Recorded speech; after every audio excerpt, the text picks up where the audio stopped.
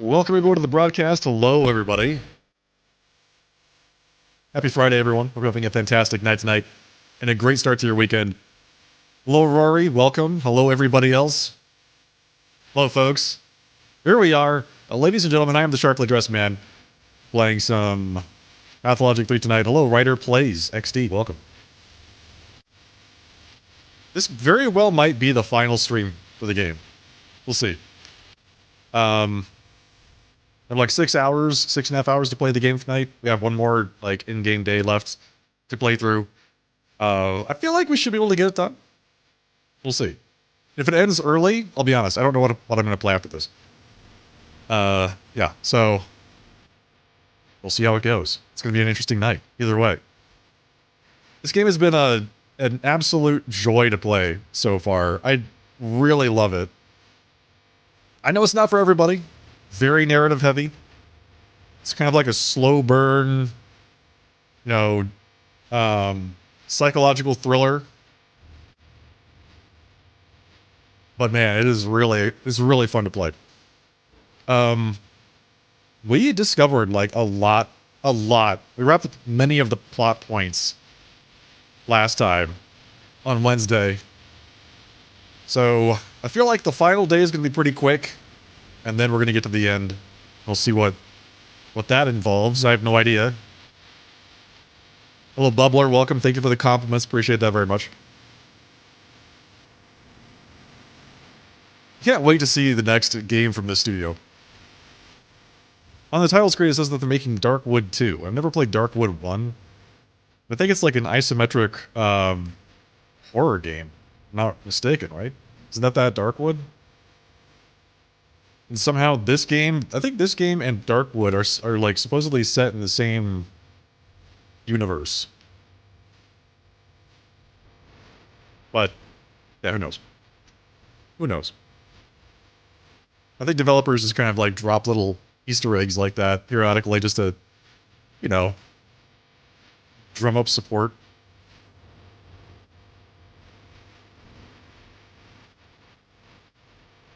Anyway, for those of you that are new here, this game is, as I said, very narrative heavy, kind of a slow burn game.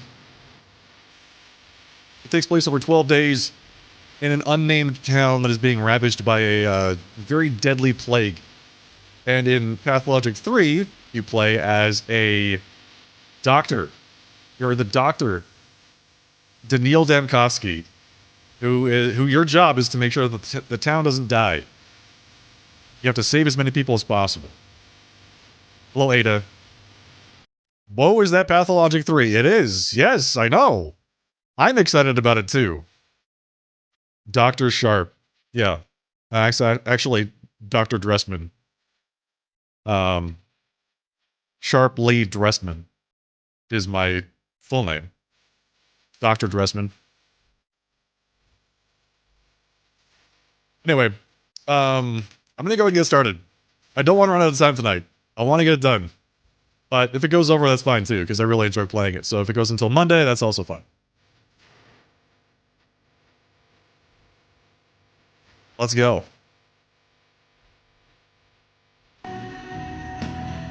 Ada, I'm going to ask you this question specifically. What should I play after this game?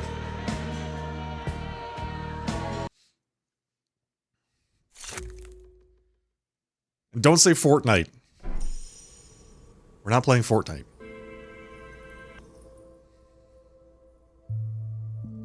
We're on day 9. Oh, that's right. Yeah, I remember now. We're trying to prevent General Block from being murdered by, Lara.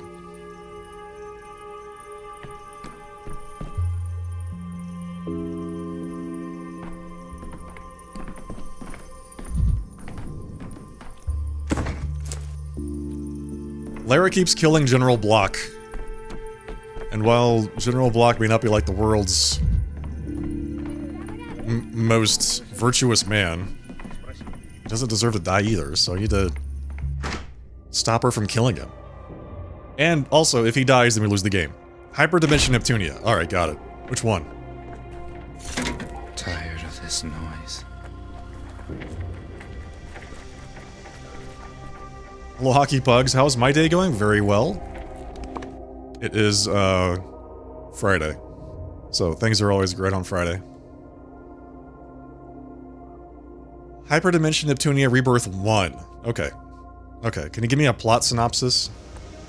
Like, this is the one that stars the PlayStation and the Xbox and the GameCube, right? Is that one? Or is it the one that stars the Wii?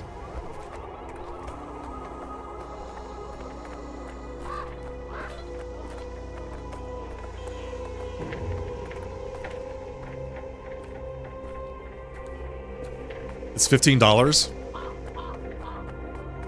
Man, that's kind of a lot of money.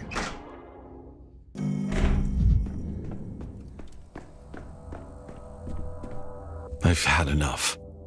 I'm going to break soon. Okay, Alexander Block, listen, there's a young lady who's just going to walk in here tomorrow and she's going to murder you. I've tried to stop her twice now, and she still murders you, so can you please do something about that? It's a turn-based game with a lot of reading. Oh. Are you saying I like playing games with lots of reading? Is that what you're saying, Ada? That I like to read?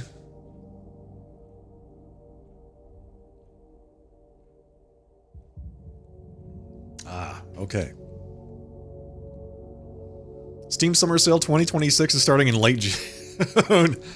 That's a long time from now. I need something to play now. Okay. What about Romanovsky and Levitan? Where are they? Alright, so this is the same conversation they had yesterday. Sorry to interrupt again. An attempt is being planned on your life, esteemed general, and I've come to warn you about it. You sure know how to attract attention, I'll give you that. Should I call the guards? It's a bit too late for the guards, Grigori. If our esteemed guest was planning anything evil, he'd have played his part by now. So what did you say your name was? Just time travel. Oh, Ada, you're right. I need to walk around my house, break a few mirrors, and then stare at my clock until I travel forward in time 3 weeks, and then come back with games that I purchase later in the month. I love it.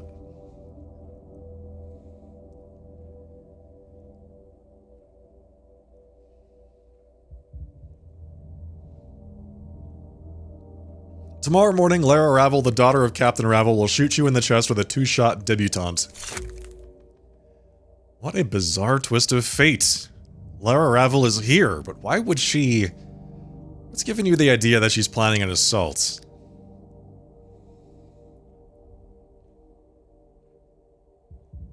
She's made a mistake. She's told me everything. Tomorrow, within the day, she'll try to kill you. She's confided in you, and you've reported her. I'm doing this for the sake of the town.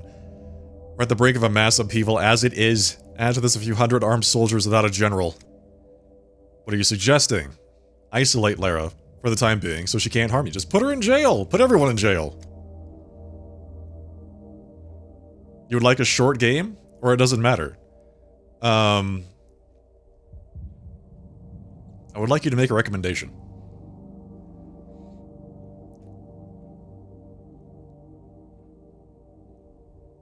And then I'll decide whether or not I'll accept it.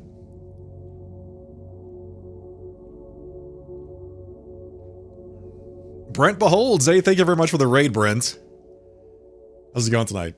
I saw you're playing some PoE, huh? Some PoE too. How was that? How did that go? Your first time have you played the first PoE or just the first time playing PoE 2?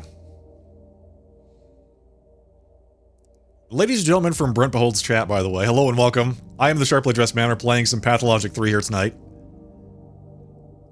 You enjoyed D4, so you figured you'd check out some other ARPGs. You've never played either one. What'd you think? Did you enjoy it? How far did you get? You're playing a monk, I think, right? I'll be honest. I have not played a monk in that game yet. I'm gonna interrogate you, Brent, about all of your experiences in Path of Exile 2.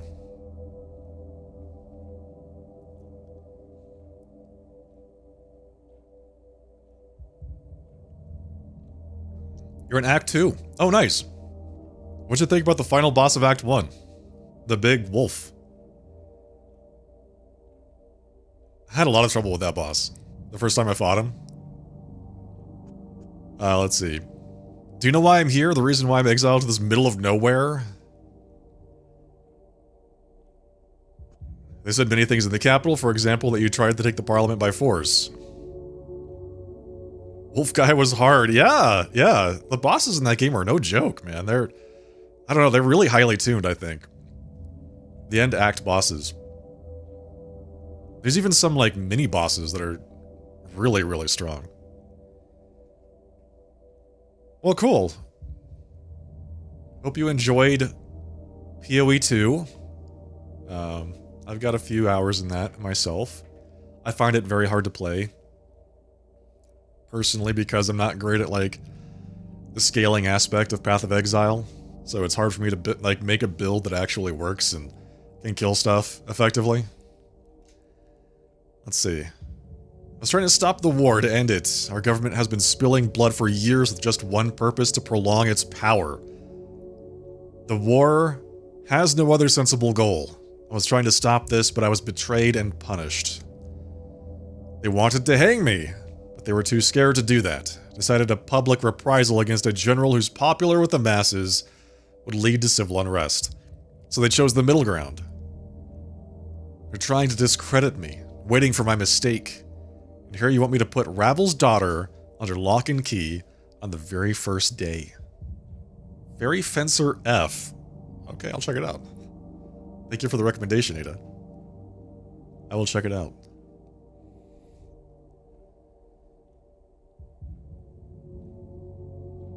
I'm not asking you to execute anyone, just lock a woman in a cell for a few days. This would hardly cause that big of a scandal. Maybe. We could post a guard. If Ravel tries to harm you, that should be enough of a reason to put her in a cell. No, the capital crowd would use this news against me at once. Their propaganda is working at full power right now.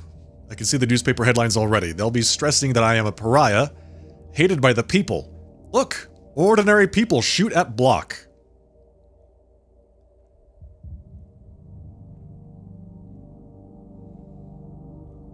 Give the order then. What have you decided? Sounds weebish? It's a JRPG, I think, right? It's from the same developer of Hyperdimension Neptunia. Got it. And back to Final Fantasy XIV. Alright, be gone. Be gone with you, Ada. Back to the Final Fantasy XIV gulag.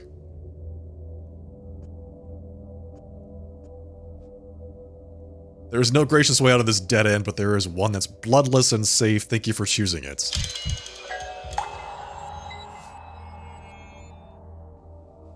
Okay, so we have locked up Lara. So now we've got locked up both Lara and Clara, and we'll see what happens. I hope that means that he survives.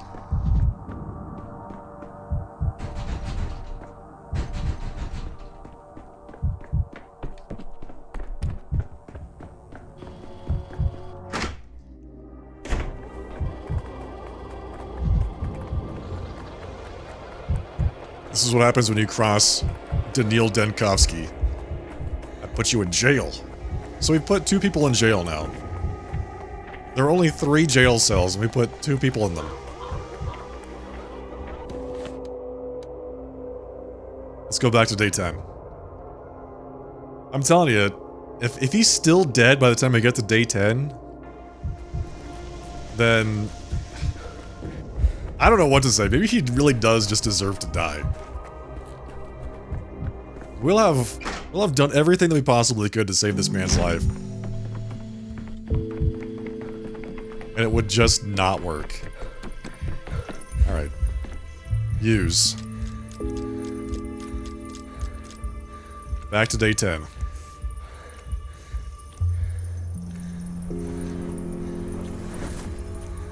If he's still dead in the future, usually that's how that works. Now listen here, you. Listen here, you.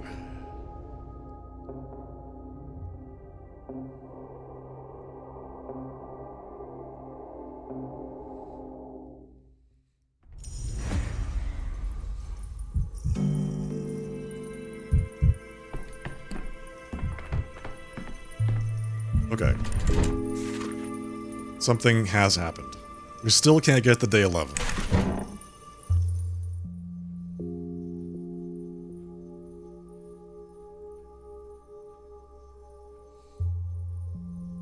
Okay.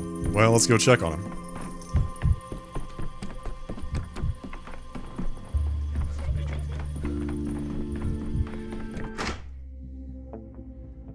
I'm telling you, we're gonna have to go back again. We're gonna have to go back to day 9 one more time.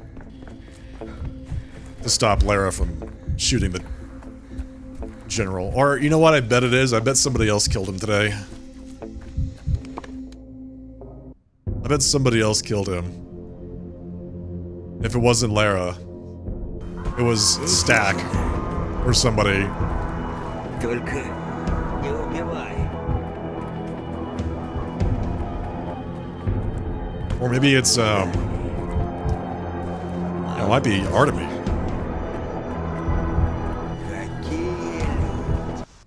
Artemis doesn't seem like the person to do that, though. Honestly.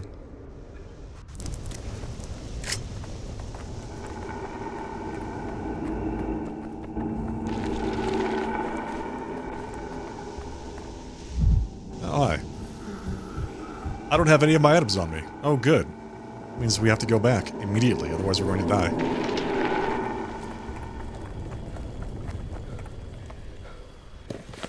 Trying to think of where else there might be a clock. There's a clock in the gut. There's a clock here that we can loot. We just need to get our items, that's it. Какими buddy. судьбами? Мало мы вас вешали. Every creak, like a gunshot. Вот сюда.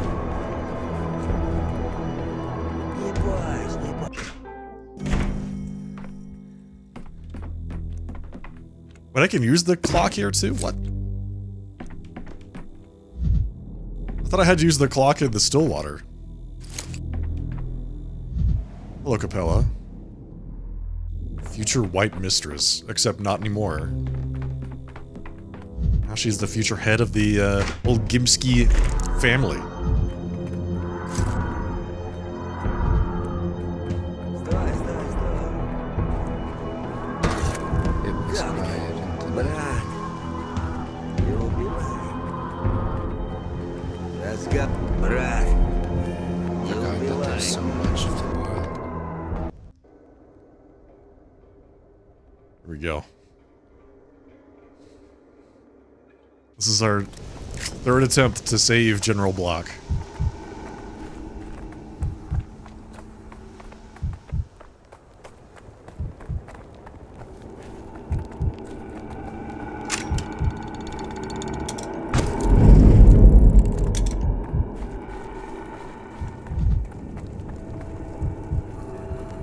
Oh, here we go. 10, 20, 30. Do this? Maybe? Possibly? Nope. Sorry, buddy. Oh, no. I failed to ease their death, but I did not add to their suffering. Well, that's something. He's still dead, dude! Now there's 2 dead people! You're a bit late. What happened here? One of our soldiers went on a shooting spree. It all happened so suddenly, I didn't even realize what was happening. I just heard the guards in the foyer yell at someone. Then there were 2 gunshots, then in another second, he was already here. Have you caught him? The soldier who did this? Not yet. And I have no idea how to catch him now. All the soldiers wear the same uniform, and they're all masked. The killer vanishes among them like a needle in a haystack of other identical needles. Oh, great.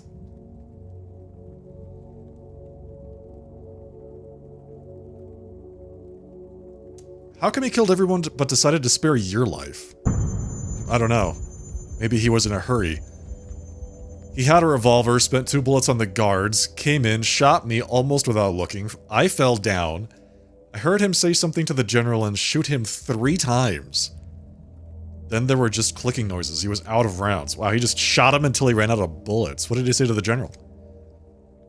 I don't bloody know. I was lying on the floor, bullet in my side, had a lot on my plate. I'm wounded. Is that something you can help with? Let me see. Doesn't seem too bad, but hurts like hell. Go to the hospital. Hopeless situation. How much longer? Nothing helps save block.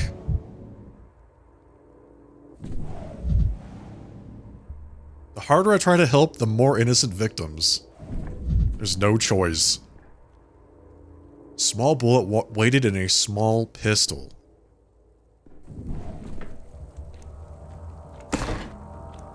That's wild, man. So what do we do? Could be anyone. Let's go talk to Clara and Lara and see what they're doing. It's over, isn't it? You're silent, and I guess that means General Block has been killed. It's not just Block who was murdered, 2 privates were killed along with him. They were standing by the door and did nothing wrong at all. I see you enjoy imagining me as some kind of monster. I'm not one. I'm not feeling any joy. I'm sorry it's all ended in more blood. I never wanted that, and had no way of influencing it out of my cell. Who was it? Where did the other murderer come from? I don't know. He kept coming to me. We would talk through the door like you and I are now. He told me that he knew my father, and that my arrest was the last straw for him. By locking me up in his cell, General Block angered quite a few of his subordinates. They saw it as mockery. As if Captain Ravel's death was not enough for him. Now he's gotten his hands on me and put me in a cage without any sort of trial.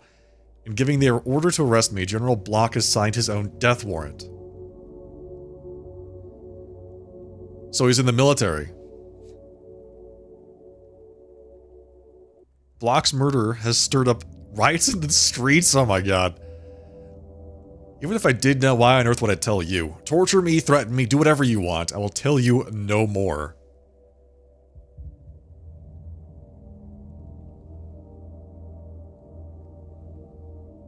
A few days ago, I was the one in that cell, but now I regret coming out.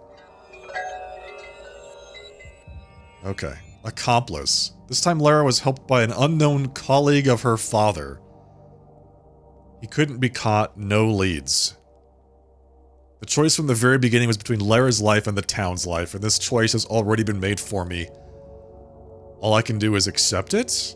It was I who cursed the town when I warned Inquisitor Karminski about the changeling's deeds. So I must make it so that warning never happened. Rewrite history. Want me to tell you a story? So this is the changeling, now she's gonna tell me a story. About a rabbit and a terrapin. The rabbit was trying to outrun the terrapin, but the terrapin caught up with the rabbit and bit his head off. Bit off the heads of everyone in town as well. And it was all because of the rabbit. Because the rabbit must know his place. That's a new one. Did you make it up yourself? I've heard you are a learned man, but what kind of a learned man are you if you don't learn anything? How many more times are you going to step into that bear trap?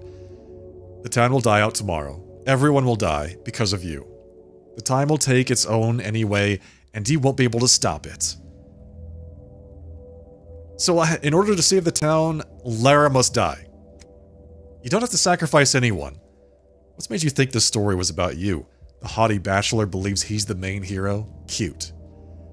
You're not the one who's making the sacrifice. I am, and you're just standing in my way. Step aside, and we can go on living. I must think everything through.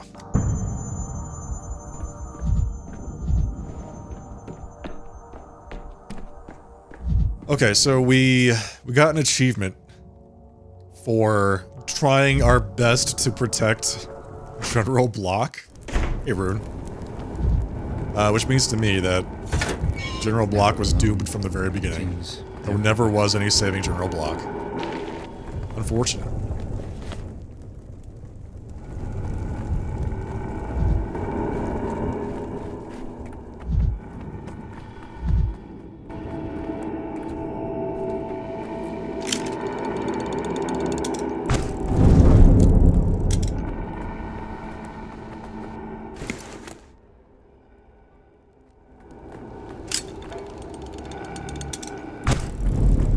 you for the compliments, Rune. Appreciate that.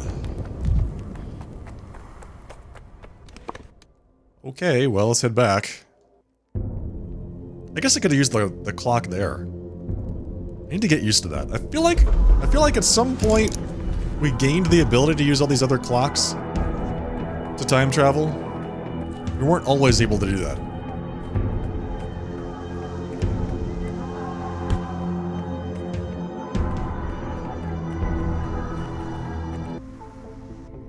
Oh, I heard about that, Rune. Yeah, I've heard about that. There's a character named Sharp in that game. Which makes sense because it's a game about music. Oh. Well, that's good. Alright, was it day 9 that I told Karminski to lock up Clara, or was it day 8? Was it day 9? I think it might have been day 8.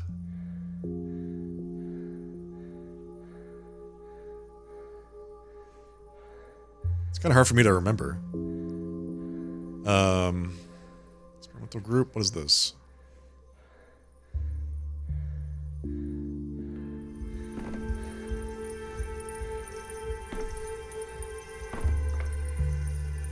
One more note from the Canes. What's this? Dear Bachelor Dankovsky, we have been informed that this morning at Town Hall, our last hope for ending this cursed war perished. The people's hero, General Alexander Block, was shot by an unknown assailant. Officer who assumed command requested a doctor be sent to Town Hall. We believe the General no longer needs a doctor, but there are wounded. We ask you, dear Bachelor, be careful and take care of yourself. Respectfully yours, Vitold Dyatlov, Guardian of the House of Cain. Got it.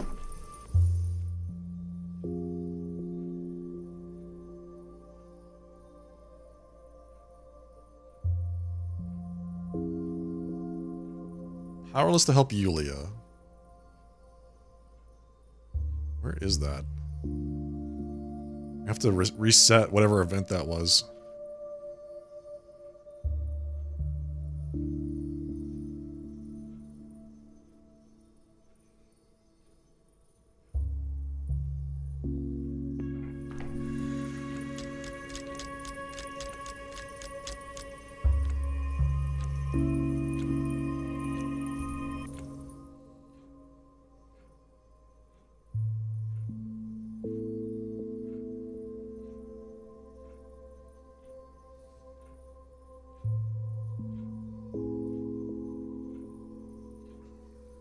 Okay. Where did we tell the Inquisitor to imprison Clara? Lara promised not to touch Block. Block made the only right decision to lock Lara up. Yeah.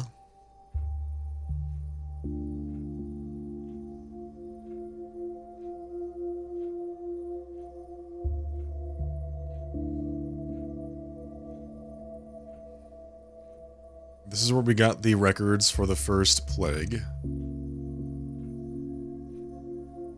I had the opportunity to tell General Block about the atrocities committed against a soldier. Yep, did that.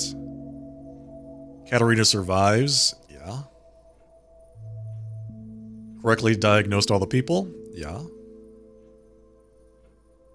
Capella assumes her role as the head of the Olkimsky family. Yeah. It'd be nice if I just had like a summary of like things I needed to do, you know, instead of having to go back individually per day and scan through all of this.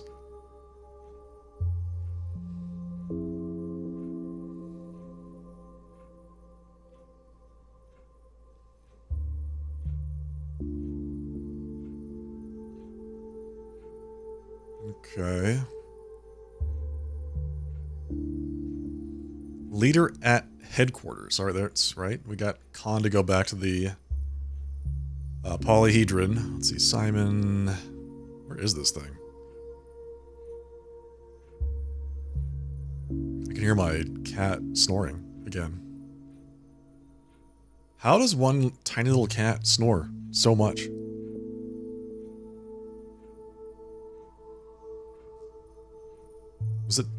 Even earlier? There's no way it was day 7.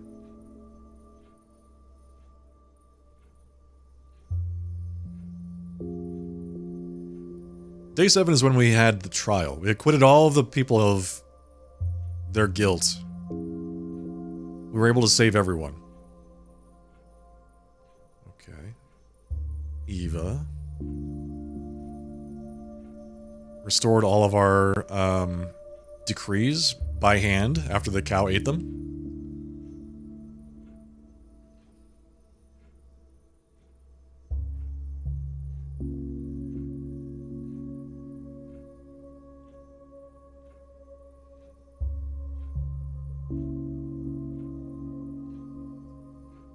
I feel like it's, the funny thing is, I feel like it's like one of these micro constellations out here somewhere with the event that I need to identify and reset. It's just like a small thing. Can I see it on the bigger map here?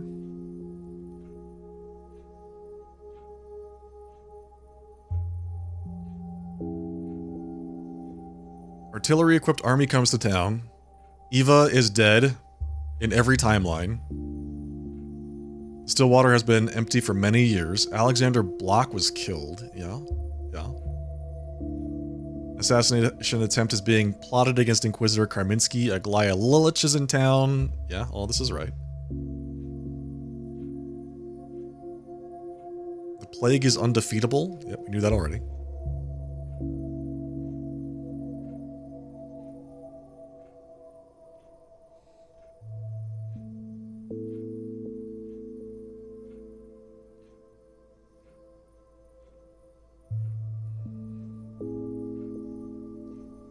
This is very important that I find this event.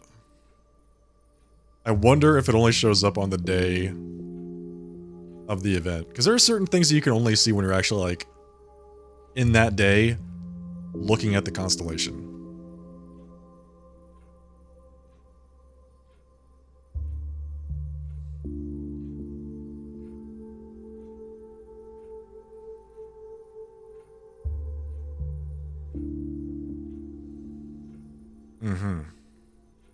Okay, I guess we'll just have to go back. Go back to day 9. I think it's day 9.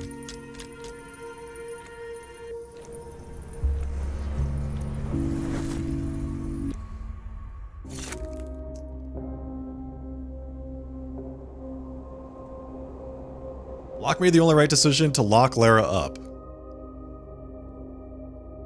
Okay, well, we're going to remove that whole thing from being an issue in the first place.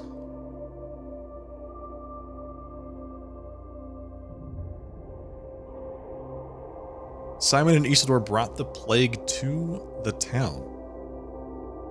Children shot the soldier. Yeah.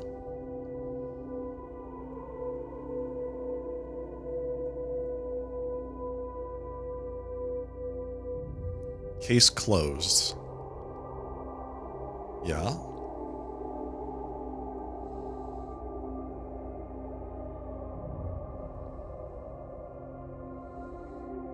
Check my notes. Maybe I wrote it down.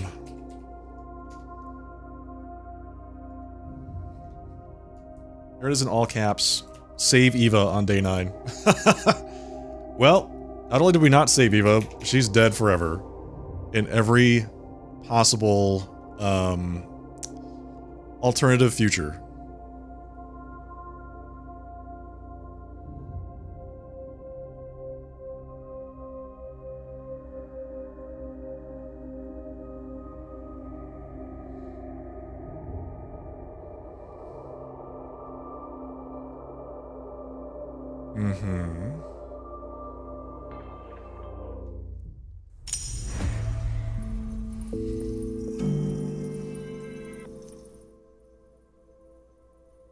We've gone back and forth between day 9 and day 10. At least 6 times now. At least. I'm gonna go talk to Karminski and see what he has to say.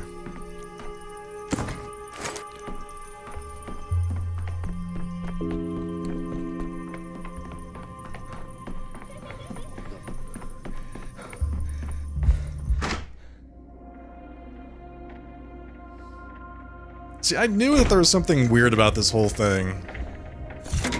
Boiling, cracking, Because as soon as you save Lara, living. the city dies on day 11. And then they're like, oh, you can't actually save her. She's actually just dead forever. Lara dies on day 8. Lara dies on day 9, so you have to go to day 8. That's it. That's what it is. Lara dies today.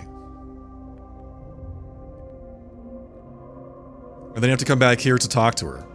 So we have to go back to day 8. Yes. Okay, figure it out.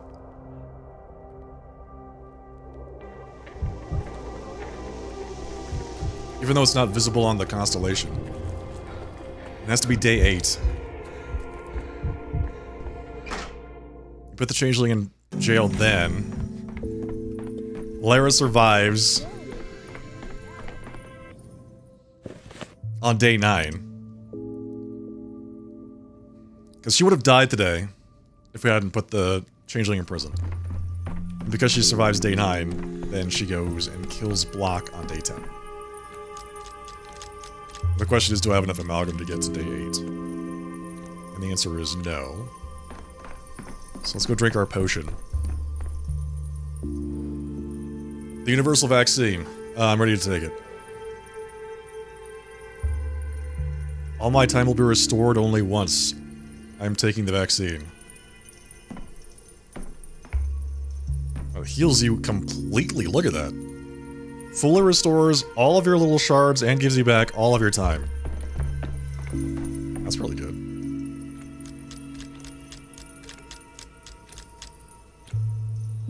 Day 8.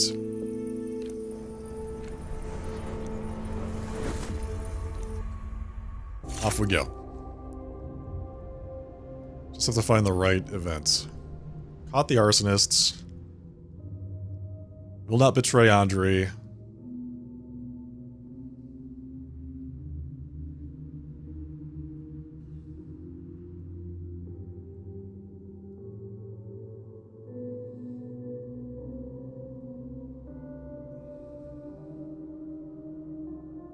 Vlad survives. That's what we want.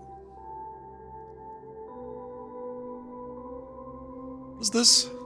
On the verge of a discovery, an intercurrent patient who lived long enough without treatment would greatly help. Check the oh, that's right. We have to check the infected house. That's how we ended up at the house. We got a decree after we did that. The whole thing was really, really long. Let's just start the day. Oh, Bacchio.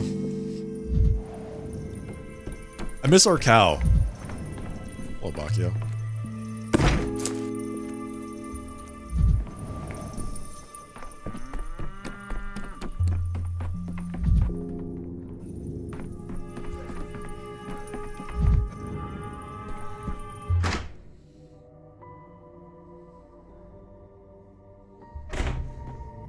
I'm still not sure, like, which event it is I need to reset. It's like, for whatever reason, it's just not showing up. I wonder if that's a bug or something. It's like this is where we talk to Eva, right? Which we can't reset that anymore because Eva's no longer around. Sand Plague, okay, sure, let's just go talk to Karbinski and see what he says.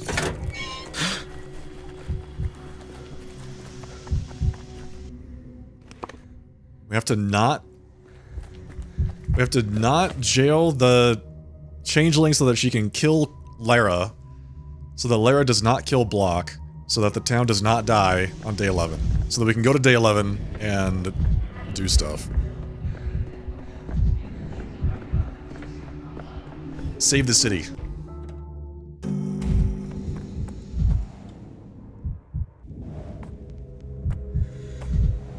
Okay, so we can't talk to him. Good.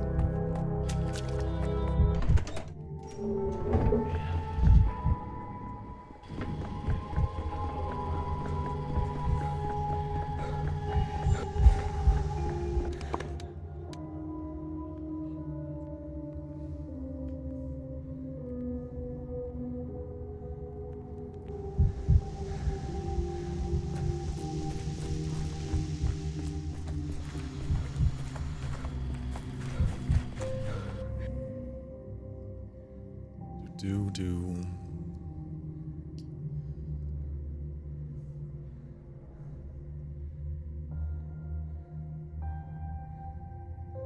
Is there something I'm missing on day 10?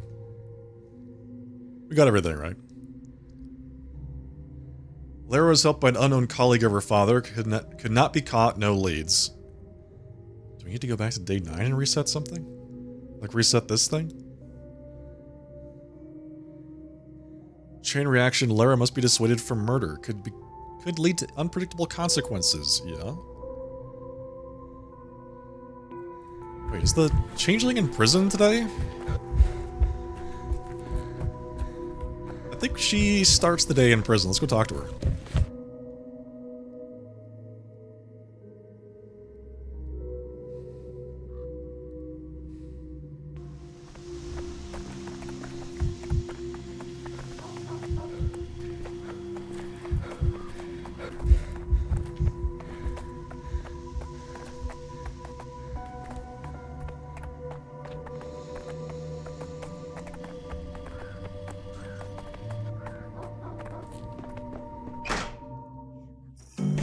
We'll just see how she is.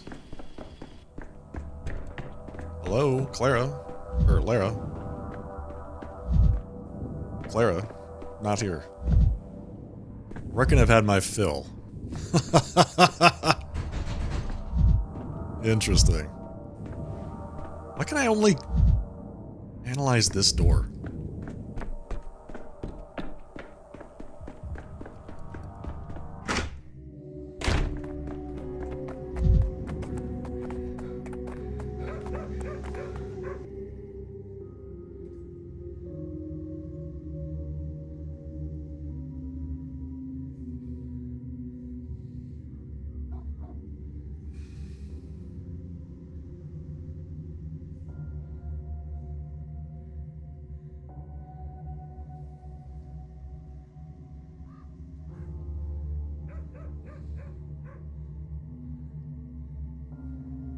Need a switchman for this. So this is for the escape option. Saburov. Okay, that's on day 7. There's all this stuff over here. What is this?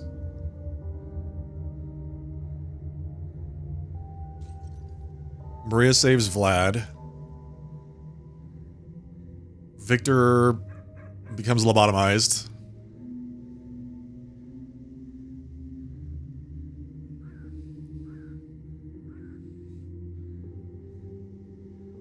There's the cow. Bull in a china shop. Was it day 7 that we took the bull into the... No, it was earlier than that, right? The bull is infected. Yeah, that was like day 5. I want to say that we took the bull into the still water.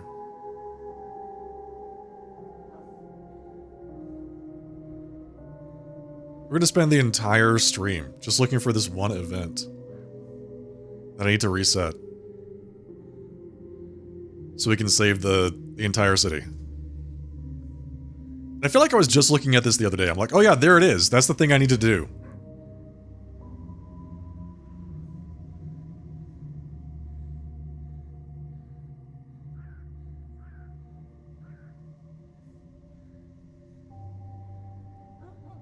Okay, so the polyhedron's all taken care of. We're not going to betray Andrew.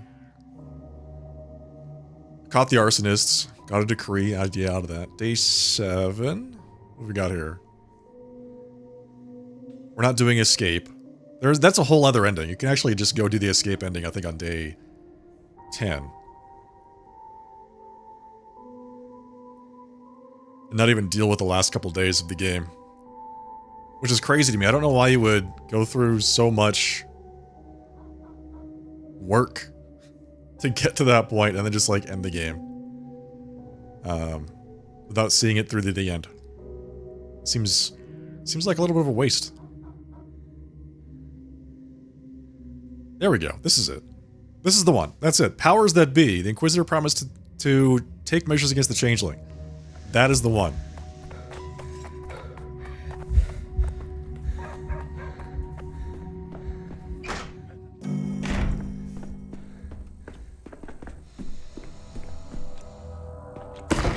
Alright, fine. didn't want to use that clock anyway. Wish it was consistent. Anyway, we found it. Let's get out of here. The town dribbles.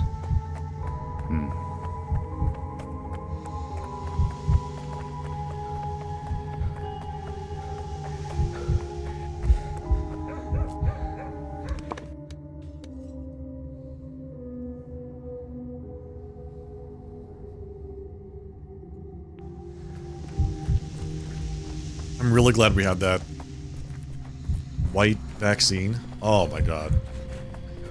That is a lifesaver. Refills your entire time bar? That's like 800 amalgam.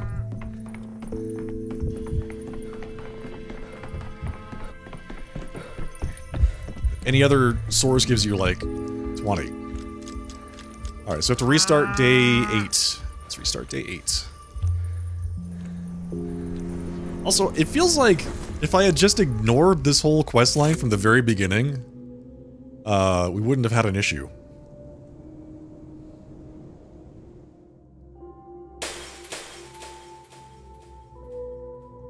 Okay. We did not jail the changeling, which means Lara will die.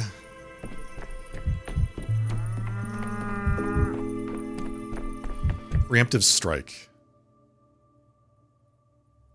So we're just not going to do that. We'll just reset this.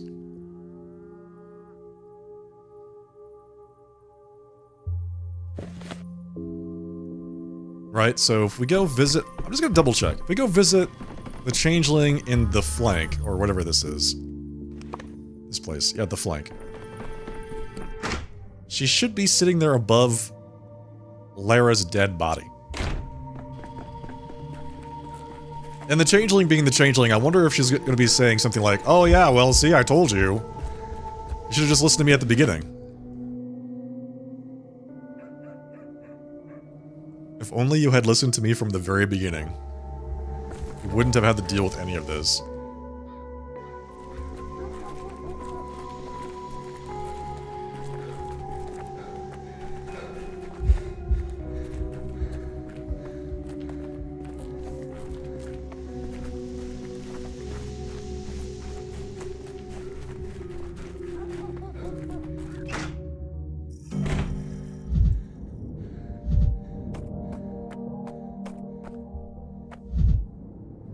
Okay, so there's people here.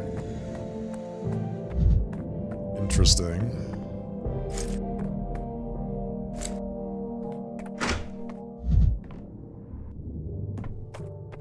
Oh, right. Day 8, you have to jail her because she dies on day 9.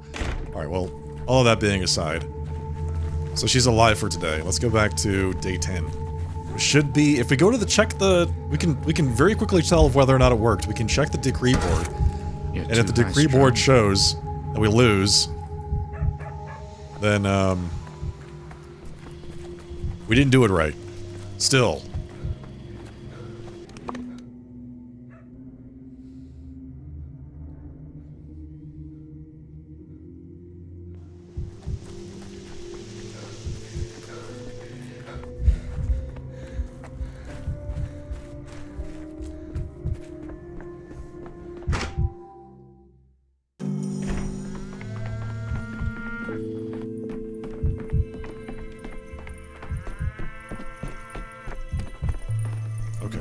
Decree board. Day 11. There you go. Look at that. It actually comes to pass now. So riots do not break out. Lara dies. General Block survives, which seems a little bit of a shame, but that's the way it has to be, I suppose.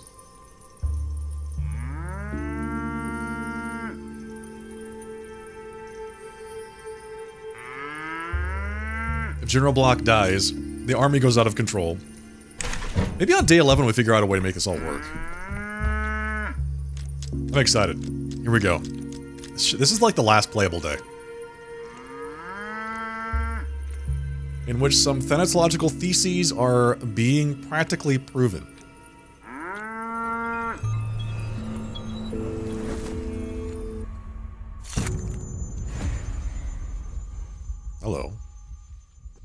The Those who reported you wished you well. I'm sure they did.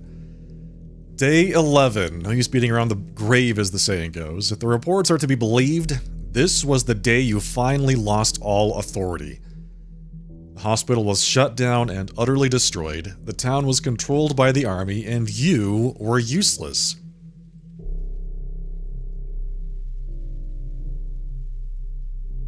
What do you mean the hospital was shut down? What are you talking about? 3 days after the army arrived in town, General Block ordered your hospital closed. Yes or no? Forgive me, Colonel, with all due respect. Asking questions is my job. You promise not to interfere. Yes or no? Speak. Now what, Inspector? Will you let this tin soldier meddle? Snatch your prey? Colonel, it would be more efficient if I asked the questions. Please let me. Belay, this is taking too long. General Block abused his authority and destroyed the only hospital in town. If this is not sabotage, what is? Did you try to stop him, Dr. Dankowski? The patients themselves held the key to solving the plague. I would never have left them behind. That same day, Block soldiers began shelling the town and its civilian population with artillery, yes or no? Yes, but their reasons were not what you think. I'm not interested in reasons, only in actions and their consequences. So wait, the army started firing on the town? Okay, this is interesting. The inspector wants to bury me. The Inquisition wants to bury the inspector. You want to bury Block. Just tell me one thing. Why are you all so similar? Why can't you all stop eating each other? Even the plague is better. So you consider Block's actions to be just. You don't really care what I consider just. Some battles change the course of wars. They're breaking points, so to speak. This plague has become one such point for many echelons of power. If only you stopped looking for trouble, esteemed bachelor, and admitted your personal role in the events was more modest than it seemed. You'd have left this room long ago. My time and patience are at their limit. Let the tribunal do its job. It was on day 11 that I discovered where the source of the plague was. What? We already know where the source of the plague was. What do you mean? It was brought into the town by, Simon Kane and Isidore Barak.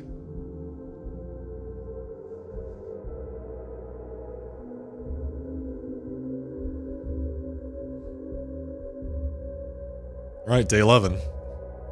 We have to live with the consequences of our decisions. Begin the 11th day.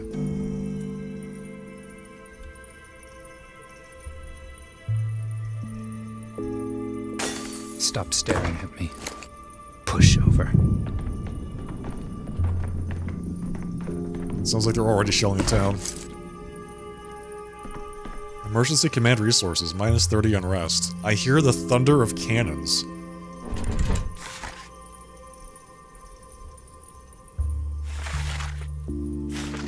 Yeah. I do hear the thunder of cannons.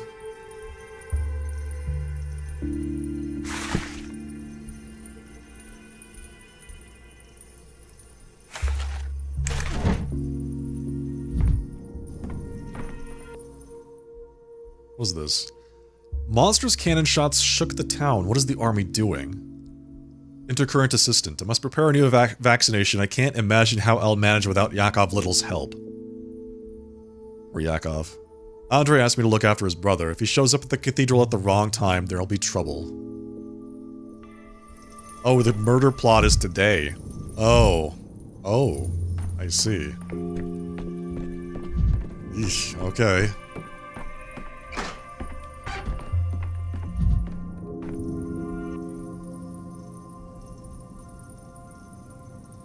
So she still has the recipes for the things that we did not get yesterday.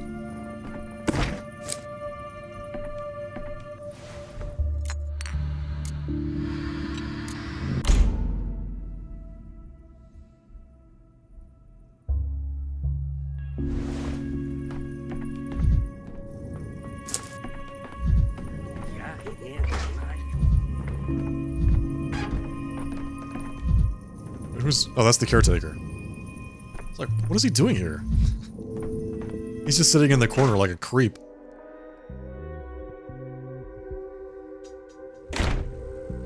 Wait, is that Eva? Hang on.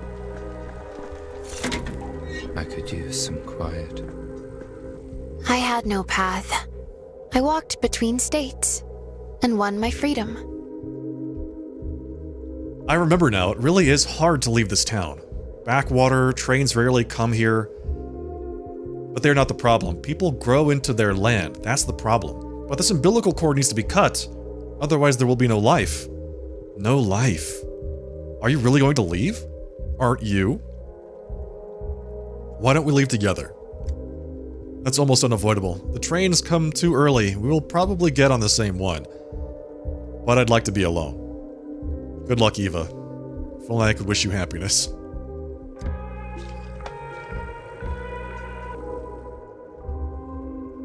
Is she free? Is she alive? Is she in an in-between state? One thing I can say for certain, from now on our stories move separately. So she looks like Eva. She has freedom of will that Eva did not have. Camera obscura. Camera lumina.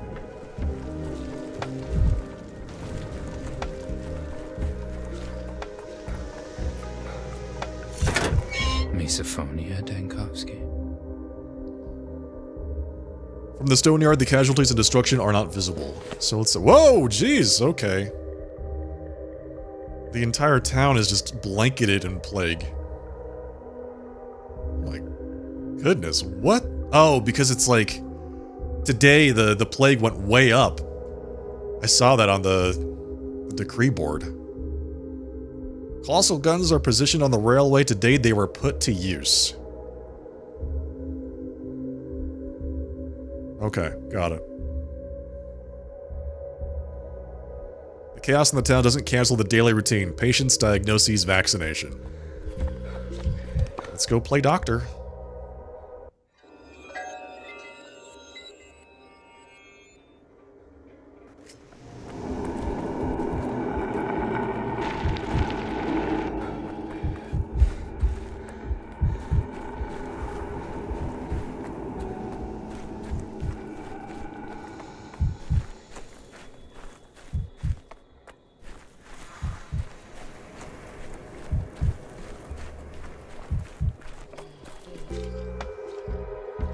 At least the district with the hospital is clear. That's nice.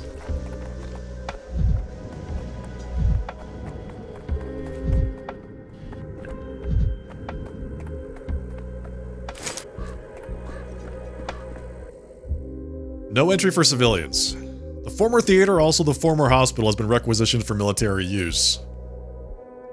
What do you think you're doing? Do you even know who I am? Right now you're a trespasser. Step back, citizen. If you don't, we'll resort to arms. If you had belongings in there, be advised the entire contents were moved to... Hermanov, tell me, what did they call that house? House of the Living. Okay, so they moved him to Lara Rattle's house. A shelter, basically for the destitute. The closest thing to the former hospital, supposedly. Everything got hauled there. Okay. The Inquisitor Kaminsky is unlikely to approve of the army seizing the hospital. The Inquisitor's seal was placed on the transfer authorization 2 days ago. Oh, really? Don't waste your breath, citizen. We have lawful authority here, you do not. There's plague in town and you've shut down the only hospital. Step back, citizen, this is your final warning. House of the Living. Alright, we have to go to the House of the Living. Unreal, man. I can't believe they stole all my stuff! I only hope it's not, like, impossible to make a vaccine on day 11. It might be.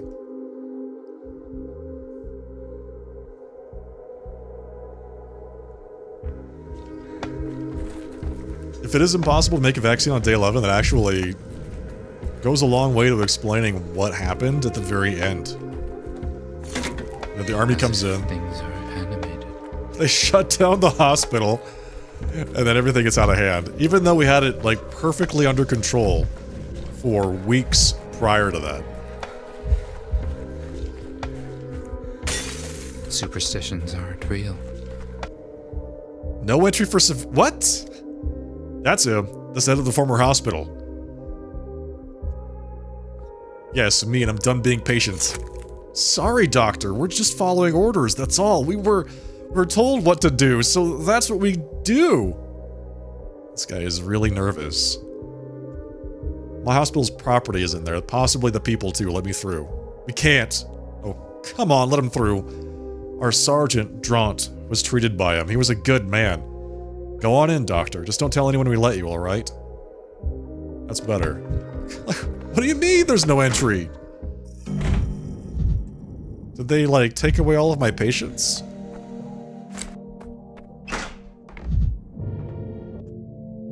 It's Aglaya Lilich! She's here! Oh my god, was this a trap from the very beginning? To get me to come here to talk to Aglaya? All those days I felt as though someone was always one step ahead of me, events unfolding at the behest of an invisible director. Only at the very end did I manage to catch up to her and speak face to face. Nina Kana's sister, Maria's aunt. She came to the town with a purpose. She saw me as a pawn, but I refused to play her game. There's little time left, and so much left to do. Well then, hello, Bachelor Denkovsky. So it's you then, the elusive visitor from the capital, the woman with the wicked eyes I've heard about so many times? Wicked eyes. Certainly, it's not easy to look on what's happening without anger. In any case, I'm glad to see you, at the very least alive on this day. At most, the savior of this town. You've done impressive work. I did what I could. Many in your place wouldn't have managed anything at all. Denkovsky may offer a brief preface to clear up the misunderstanding between us. I'll admit there's misunderstandings to clear. I have plenty of questions. Thank you. Point 1. An apology. I had no business clouding our acquaintance in the capital by offering you and Fanatica my patronage. With people like you, that sort of offer can only offend. I was wrong, and wrong twice over. 11 days in a town on the brink of disaster prove you never needed any protection in the first place. For my part, I'm no longer sure I can manage alone. Point 2. You and I stand at a turning point. Together, this town's fate hangs by a thread. Everything will be decided very soon, one way or another. That's precisely why I'd like to begin on a clean slate. Those who, by chance, end up on a sinking ship in a storm should be throwing each other ropes, not jostling with elbows. All that's left is to figure out why you're here. Point 3. I'm here unofficially, and that matters. This town is tied to me by blood. The late Nina Kana, née Lilich, is my elder sister. I can't say we were close, but I knew the Kane family, and of course their plan for a utopian town. Lately I was in a rather turbulent correspondence with Simon. I know, I found scraps of the letters you burned. From Simon's letters, I concluded events were brewing here. He never spoke to me directly, but he said enough. I recognized the turning point from afar, call it professional instinct. From time to time, the curve of history takes a sharp bend. It's a brief period of great upheavals and great opportunities.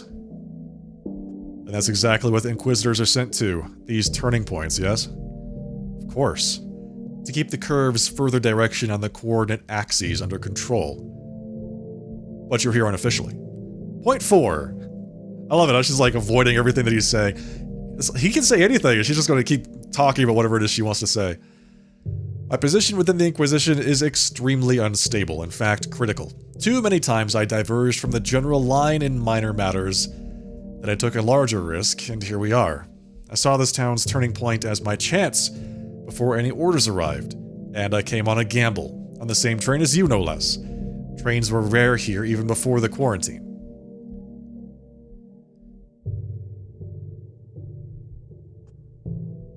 Karminski told me about your precarious position. Let him. I don't hide it. I'll say it plainly. Yes, I'm saving my own skin. I'm looking for an opening. My service and my life are expensive things. To buy them back, I have to save this town. And I've nearly worked out how. Why are you suddenly being so candid with me? Call it manipulation through candor. There you go. She's an inquisitor. If you like, you're in the same position. You're fighting for the town while also fighting for yourself. Call it selfishness if you want. But does pure altruism truly exist? It's far more honest when private and public good align. Man, she's good. Still, why are we only speaking today on the 11th day? Why did you act in secret? She could have sought him out anytime. She's been here the entire time. It almost feels like she's been actively avoiding Dankovsky. Because acting openly is volunteering to step onto the stage. There are advantages, but there are drawbacks as well, and you've surely had time to feel them firsthand. I needed, as quickly as possible, to gather the most precise information I could about the genesis of the Sandpest, about Simon's death, about the weave of cause and effect in this town. Incognito is simply more convenient. Interesting. So that's why she took Isidore Barak's original notes on the plague. Mugen, thank you very much for the raid. Welcome, everyone.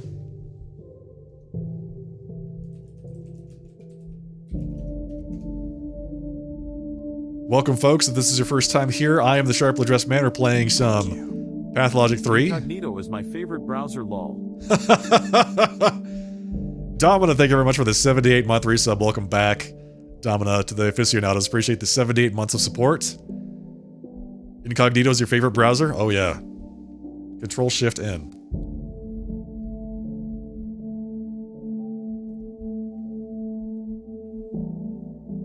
We're very close to the end of this game. We have one more day left. Day 11. We're meeting an Inquisitor that has been kind of shadowing the main character for the entire game for the first time. There she is, Aglaya Lilich.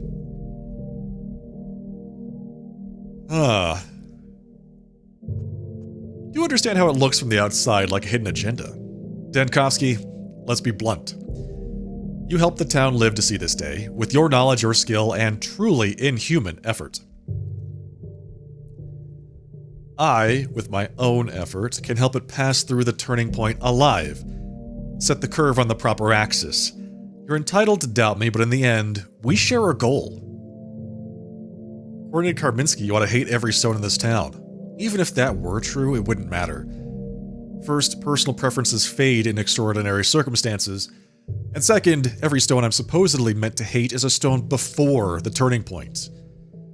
Nothing comes out of it the same. Not even stones. And you're sure you can seriously influence this town's fate? You aren't the appointed Inquisitor here. That's a difficulty, I admit. Karminski has no goal of saving the town. He's here, so to speak, for study, enchanted by the density of impossible objects per square meter. That's his private interest. He will, of course, observe the interests of the service. But don't be mistaken, if the town dies, it won't be a failure for Kaminsky. For me, it will. Interesting. I guess it would be nice to have a Inquisitor on our side. You know, just to even the odds a bit. Suppose our goals align. What does that mean in practice? That means I'll violate military secrecy and tell you what's happening with the hospital. As you can see, the military admitted me to your papers, and I'm impressed. Your hypothesis about resistance in intercurrent patients' daily vaccines as a way to outrun a rapidly developing infection. You even seem to have made a discovery. Bravo. The papers are here, but where are the patients? I hope you know how to take a blow, Dankovsky. The hospital has been disbanded because the military judged it a focus of the Sandpest, and your intercurrent patients, almost the most dangerous spreaders of infection. Why, what? So this is silly. Like, why would they disband the only hospital in town? In a town ravaged by plague. We have one hospital and they decided to get rid of it. That's what the soldiers guarding your archive told me. They could, of course, have confused something at the sight of an Inquisitor's sign. But it's more likely the confusion belongs to those who made the decision. And the decision is this: to put patients with confirmed sand plague to death by burning for disinfection purposes. Sit down, Denkovsky. So they're just gonna burn everybody alive. Okay, got it. If you have the sand pest, cleanse you by fire. Got it.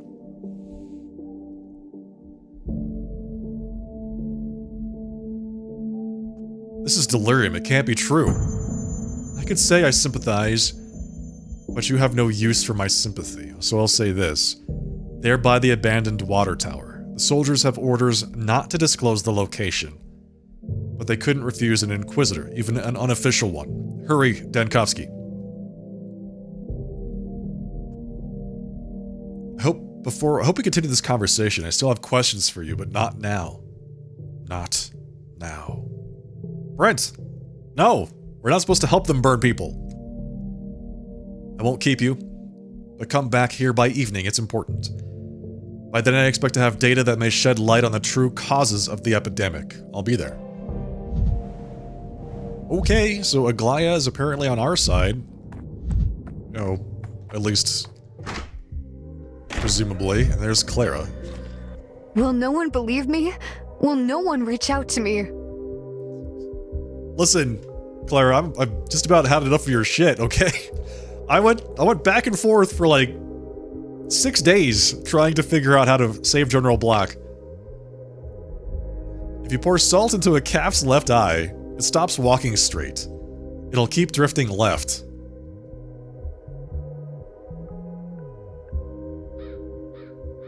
Is that a metaphor, or are you just sharing folksy wisdom? You're the calf. You think you're walking straight, but really you're looping. Life poured salt into your eye. It burns and you can't blink it out, so you're angry. I'm angry because today I lost the hospital. I need to get it back to stop this barbarism. I have no time for metaphors. Listen, I came to ask you plainly, don't hinder me. Move aside, step out of the road. I've nearly beaten the plague. I know what must be done. It can still end well. You know, I'm not as proud as you think. If someone defeated the plague instead of me, I'd applaud them. Bookman, your science simplifies and complicates at the same time. You look at illness through a microscope and think it's a bacterium. You take me for a naive little fool who doesn't know about bacteria? I do, of course. But I also know that contagion, death, despair, defeat, those aren't in the bacterium at all. Under your gaze, truth shrivels and hardens into its crudest form. Avert your eyes, then my gaze will win. So wait, what? I don't understand. You're late, they forced my eyes shut. The army has dissolved the hospital, the patients will be burned. That's what I was told. So it's true. Poor things, and you, poor thing too. I truly do pity them, and you. Want advice, Bookman? Stop digging in the past, hunting for mistakes. There's nothing you could do here. You couldn't have protected them by laying straw for your fall in advance. Fate can't be cheated. If you can act at all, you can act only now.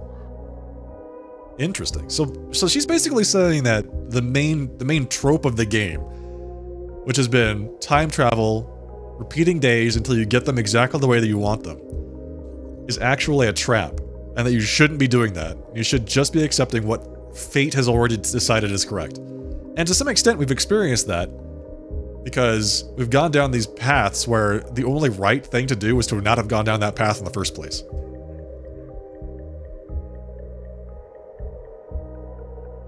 You pity me? Then the last days really are upon us. Strange requests. Clara promises to save the town and only asks that I do not interfere. Before this conversation, I had no intention of doing so.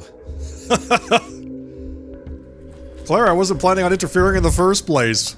But now that you mention it, interference does sound pretty good. Maybe I will interfere.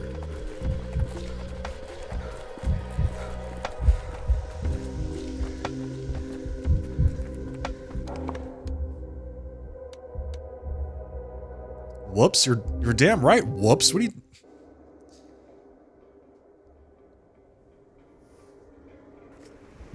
It's okay, Brent. It's okay. You're a beholder. You don't have the same moral systems as people, right? So, I get it. I get it.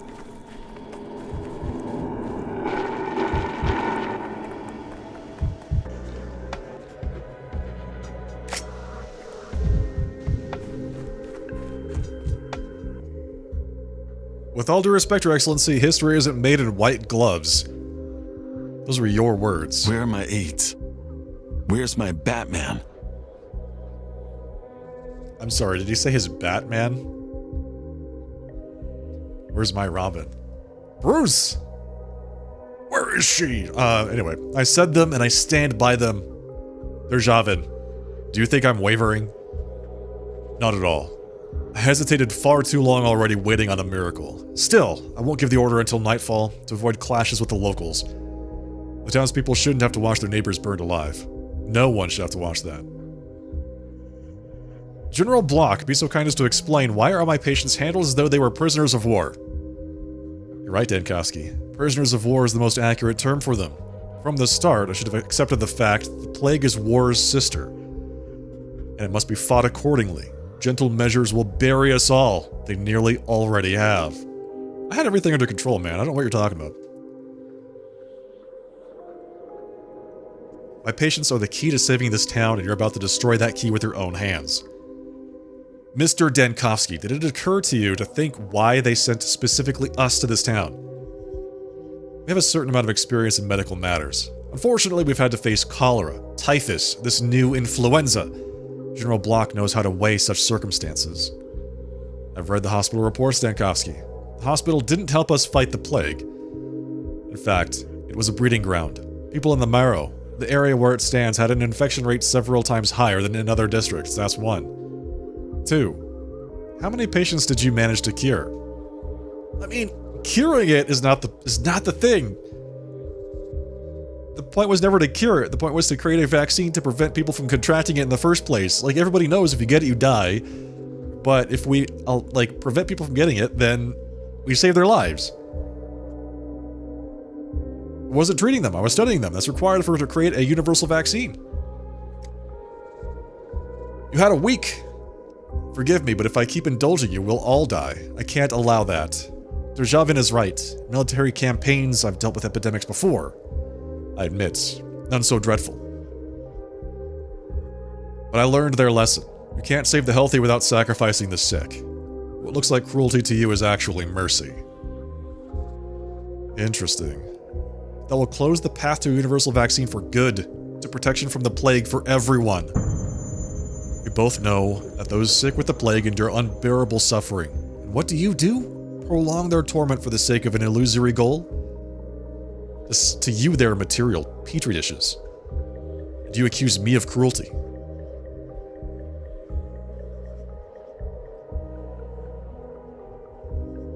I demand you release my patients immediately. You're in no position to make demands, Doctor, and I'm in no position to bargain. If we don't strike back at the plague right now, if we don't take the harshest measures, soon it will spread further across the entire country. Is that what you want? That will bury your career. Just picture the headlines. A soldier must be willing or able to recognize and accept defeat. The same applies to a scientist. Yes, I've lost, but that doesn't mean I've surrendered. I'm ready to sacrifice my reputation if it helps prevent the plague from spreading to other cities. And you, Dankowski, must make your sacrifice as well. Oh, come on, man. Get out of here. All I need to do is defeat the Shabnak one more time, right? That's it.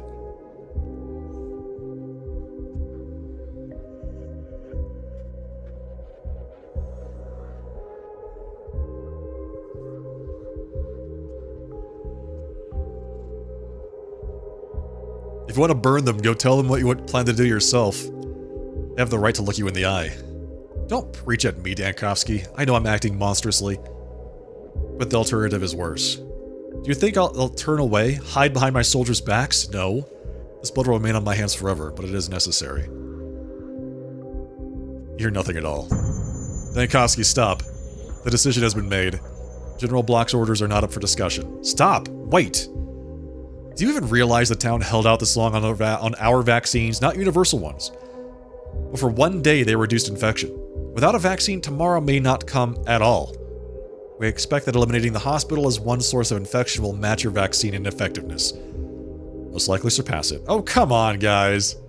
Enough talk. We're just stepping on each other's toes. So much that they're bleeding. There's no need to start another round. My decision is final, Dankowski. If you want, say goodbye to the patients. But but no more than that.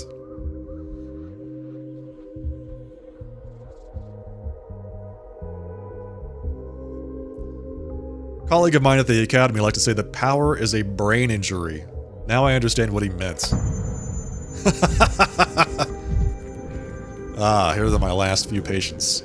Including a soldier? Sergeant Dronte, a few hundred soldiers have already died of the sandpest, and yet I am the one getting sent off with such fanfare. Ah, okay. Soldier's supposed to never lose his fighting spirit, yes? You need treatment, medication, rest, not a holding pen for the condemned. I never once raised my rifle at a fellow soldier. There were times they put me on firing squads for deserters. They line them up against a wall, and it feels as if it's you they're lining up. That's why they blindfold them, so their stare doesn't punch straight through you. But every time, I throw the rifle down and walk myself into the guardhouse for disobeying orders. If only everyone were like you, Sergeant. Oh, come on, Doctor. I just lived the way I knew how. Hello, Robert Sprite. Welcome.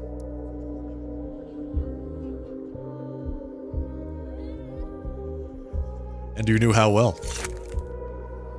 I keep thinking, maybe they'll shoot us first, and only then burn us. Being burned alive, well, it can't be much worse than when a shell sets a fire going. For us, anyway. But for the ones ordered to burn us...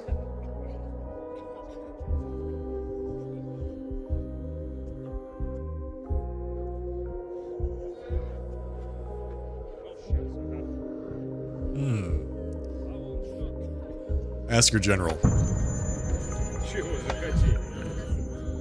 Sock Man. Oh yeah, that's right. Yeah, I remember treating her.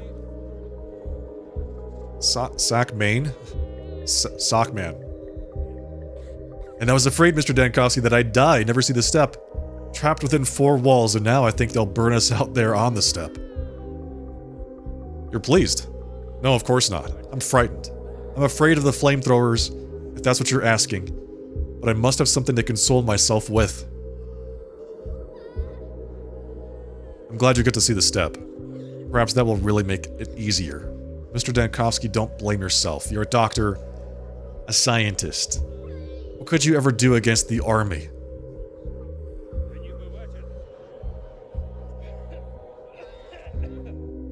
I don't know. I won't make promises, but I'll try to contend with them again. Can I not talk to this woman? It's Kira. We treated her yesterday. That is to say, on day 10. Tell me the truth, doctor. Never mind the rest of us. Are my wards still healthy? My students? I don't see them here, so I can at least hope they were spared. Children are still infected far less often than adults. The only thing that matters is that the children stay safe. Not just the ones I taught. All the children of the town. And I'm not even talking about innocence, or that they haven't had a chance to live, no. What is it you're talking about? Children are our memory. If they're gone too, who will carry forward the memory of the terrible things that happened here? Who will see to it they never happen again? That's a good question. The children you taught, Kira, will almost certainly grow into good people. My path won't be called anything. I'm just a volunteer who helped with paperwork. Zyakov. Thank you for coming to say goodbye, Doctor. I don't know what I feared more, no one telling you or seeing you on this side of the fence.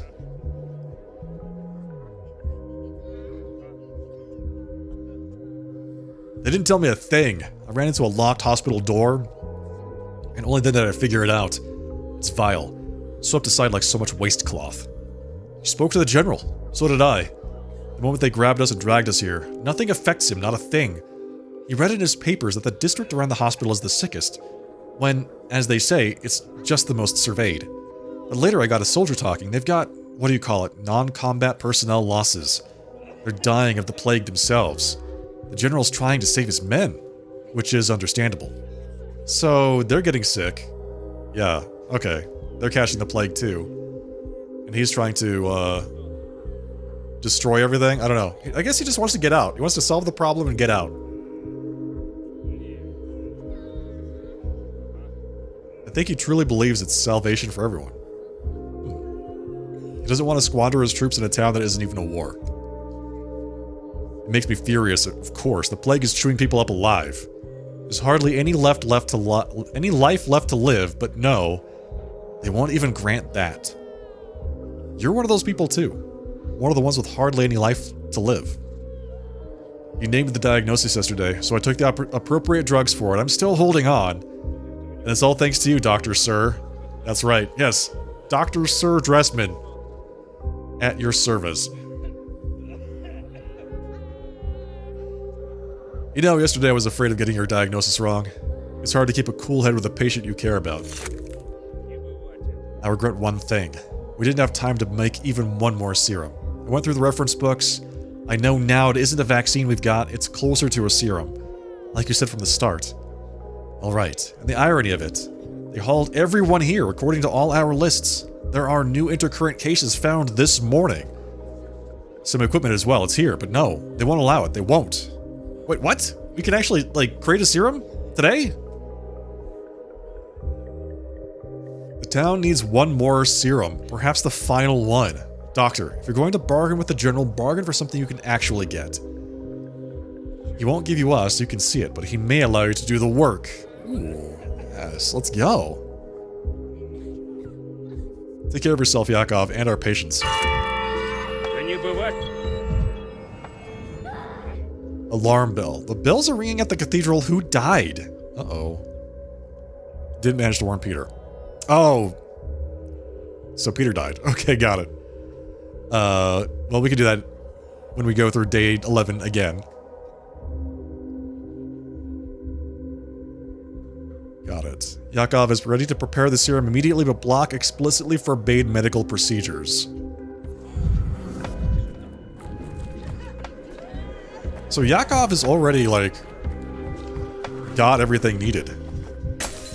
Optics, vision. Their answer is in mirrors. Gotta tie them up before the procedure. Or, what, are you gonna hose the sick down with fire just like that? Tie them how? We're not allowed to go near them, they're infectious. And if they run, you think they'll stand there obediently while you know, with the flamethrower? These are hospital patients, they're gonna die soon as it is. There's no reason to be this brutal. We mean well, Doctor. You think it pleases us? This order is not to my taste, but what am I to do? If I refuse, they'll line me up against the wall myself. Soldiers, as long as somebody ends up against the wall, friend or foe. Orders aren't up for discussion. Why shouldn't we discuss it if the order's proper? They sent us to this town as if to our burial. 3rd day straight, the plague has been mowing down our men, and in that little hospital, they drew blood from the plague-stricken to inject it into the healthy. Of course it has to be shut down. Shut down and burned, building and all. Wow, damn, this guy is like... He is ready to go. Ready to burn down whatever.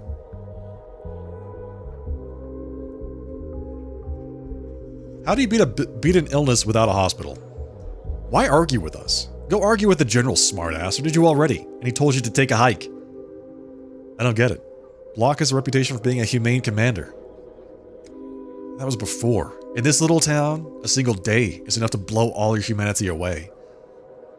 The general lasted 3 whole days, mind you. And I agree with the doctor. Our general's done. He was never like this before. He was ready to hear anyone out, and now, tuh.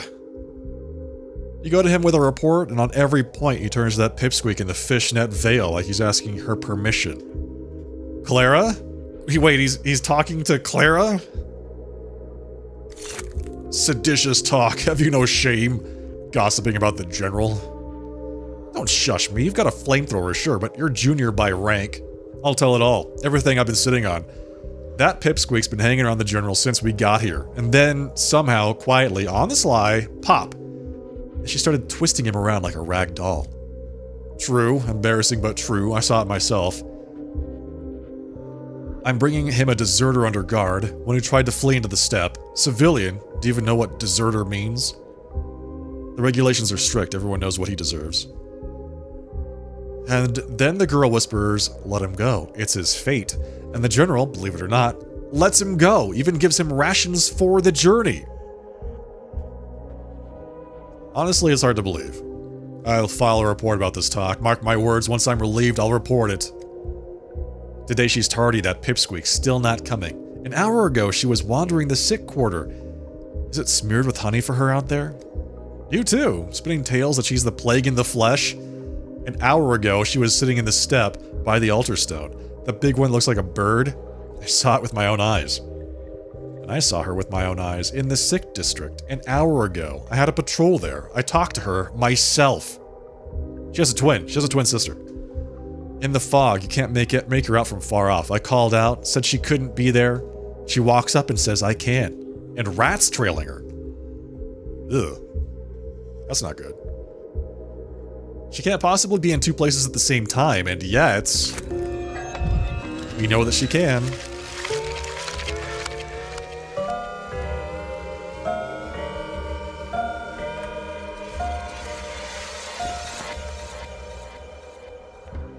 Some people say the soldiers are doubting their confidence in Block has been undermined by his newfound blind devotion to Saint Clara. Cult of the Clara.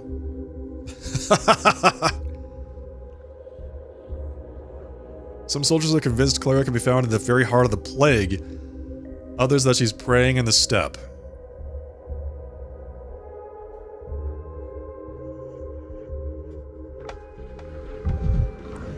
Well, let's go check it out.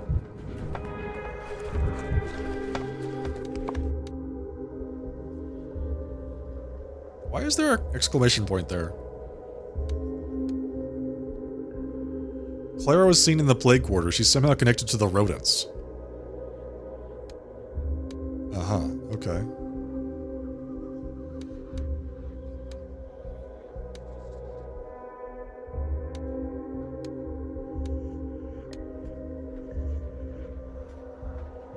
Okay, so is Clara the Shabnak today? Is that what it is? Ooh, that'd be kind of a plot twist. Clara becomes the Shabnak for a day?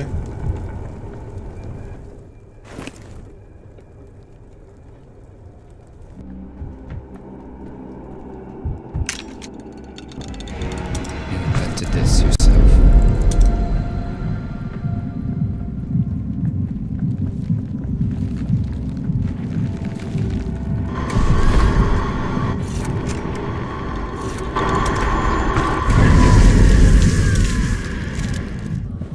How do I get out of here?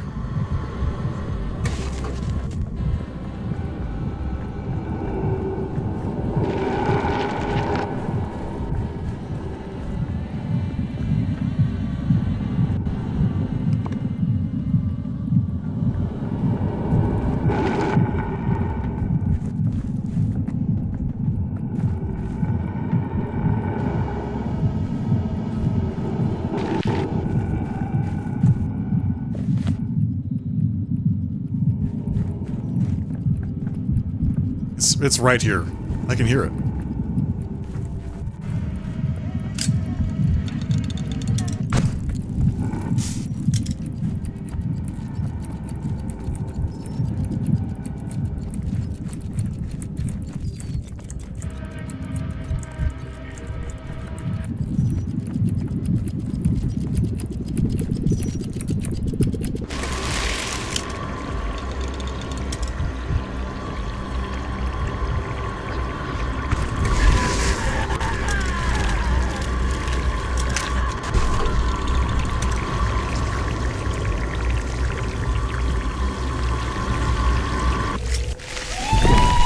Let me down!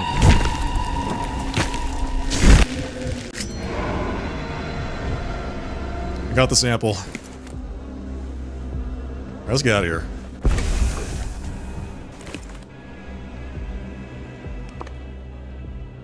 I did not plan on getting the sample, but it was like right here, so might as well.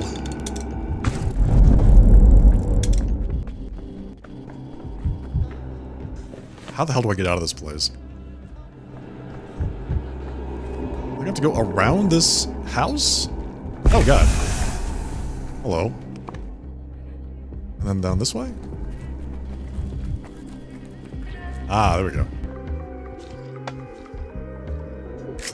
Ridiculous. There's Clara, where she is. You think you're cool-headed, but you're just cooling.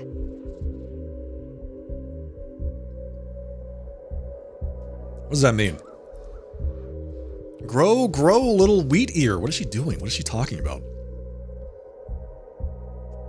You heal herbs by laying hands on them? Tell me, does your gift frighten you? There's no gift, just education, experience, and the ability to reason. I, for one, am frightened. Of myself. Sometimes it feels like I can do anything, and sometimes I can't do a single thing, no matter how hard I fight. And I never know who I'll wake up as, who I'll be after turning one corner. Everyone feels that way. My gift? What even is it? Where did it come from, and where is it taking me? It's bigger than me. It doesn't fit in my little head, or in this heart that won't stop racing. You don't believe me, but I really can take pain away. Better than Katarina's morphine. Why didn't you do that to Katarina? You kept giving her morphine. And I can give pain back. But when I do it, I don't know how it will end. I didn't mean to kill Lara Ravel.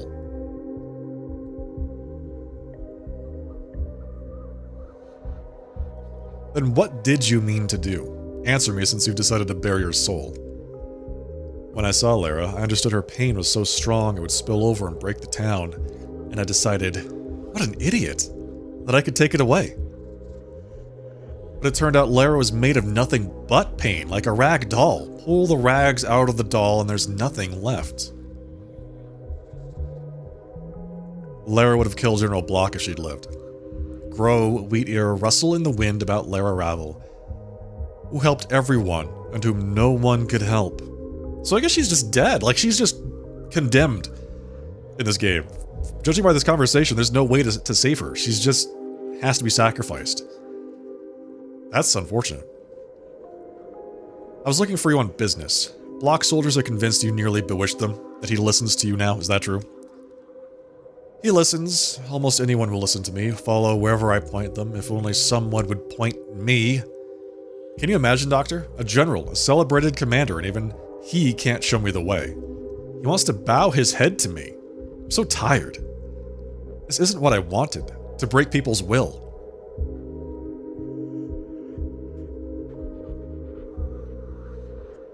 So the soldiers aren't exaggerating. Clara, I wanted... He's so desperate. Not because they sent him here to die with his soldiers, no. He's seen so much other people's grief. He's caused so much grief. I thought I'd take that grief away from him. And it was like, I took him. Now he's a doll too. Just a doll, stuffed with rags under a uniform. Clara, listen, Block intends to burn my patience. It's true. He thinks it'll help the town survive. If he listens to you, if you can help, please. So he just heaps someone else's new grief onto his conscience to replace what I carried off? Of course. See, Doctor, it's pointless. Like bailing water from a boat with a hole in it.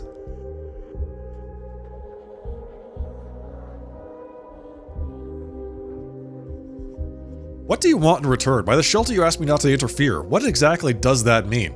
I'll do anything. No, Doctor, I don't want to help. What? She's crazy. Why? I don't want to bend Block again. I don't want to bend anyone. I don't want to live among spineless dolls. Do you understand? You know, I understand. I don't want to either, but it's worse if there are fewer dolls. If my patients are broken and thrown out like trash. You're not a doll. Maybe Brock isn't either, I'm not sure. That's why it's easier with you. You can't really be tugged by the strings, and I can see you're asking for real. Alright, have it your way. Block strings will be in my hand one more time. The last, but on one condition. Thank you. I'll try something I've never done. I'll tug Block's strings and then let go. I'll turn his face toward you, toward your patients. I'll make him hear you. Make him think every thought about the hospital all over again, but the decision will be his. If there's any will left in him, let it show. Let a miracle happen. And let the doll come alive after all. Wow. Okay, so... interesting. So she's suddenly... like, her conscience is starting to kick in, and she's not so sure that she enjoys being able to manipulate people so easily.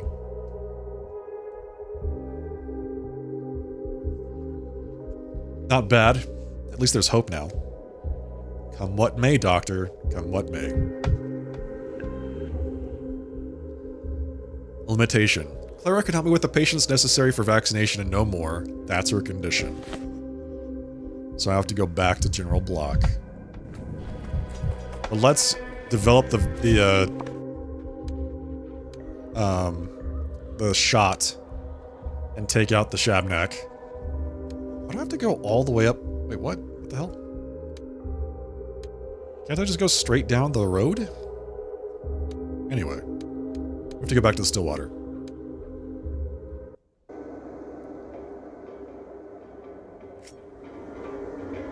Where the hell am I?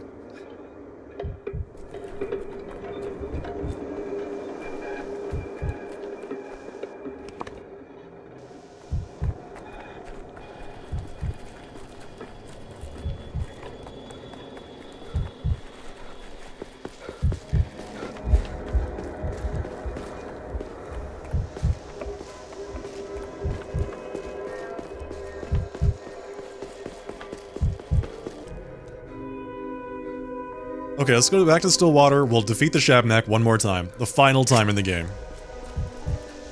It'll be interesting. I'm excited about this, actually. I'm actually quite excited. It's like defeating the, you know, Mr. X in Resident Evil 2. Oh, wait. Where am I going?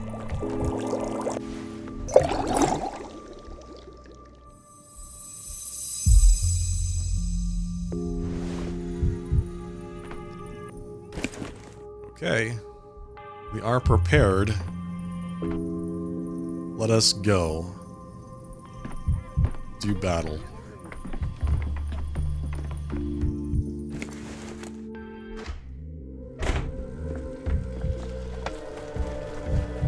And then to block. Wait, what is this? Time to pay him a visit. Some things will become clearer in the shelter tonight. Oh, right. Yeah. So Aglaya told me to come back to the shelter. In the evening.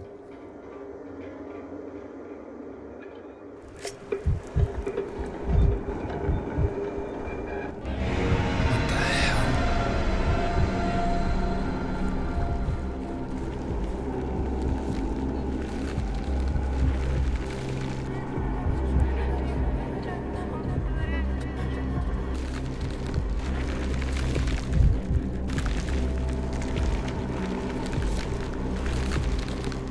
Come on, where are you? Show yourself. Oh, God! I don't believe this is real. Someone's pulling at my strings.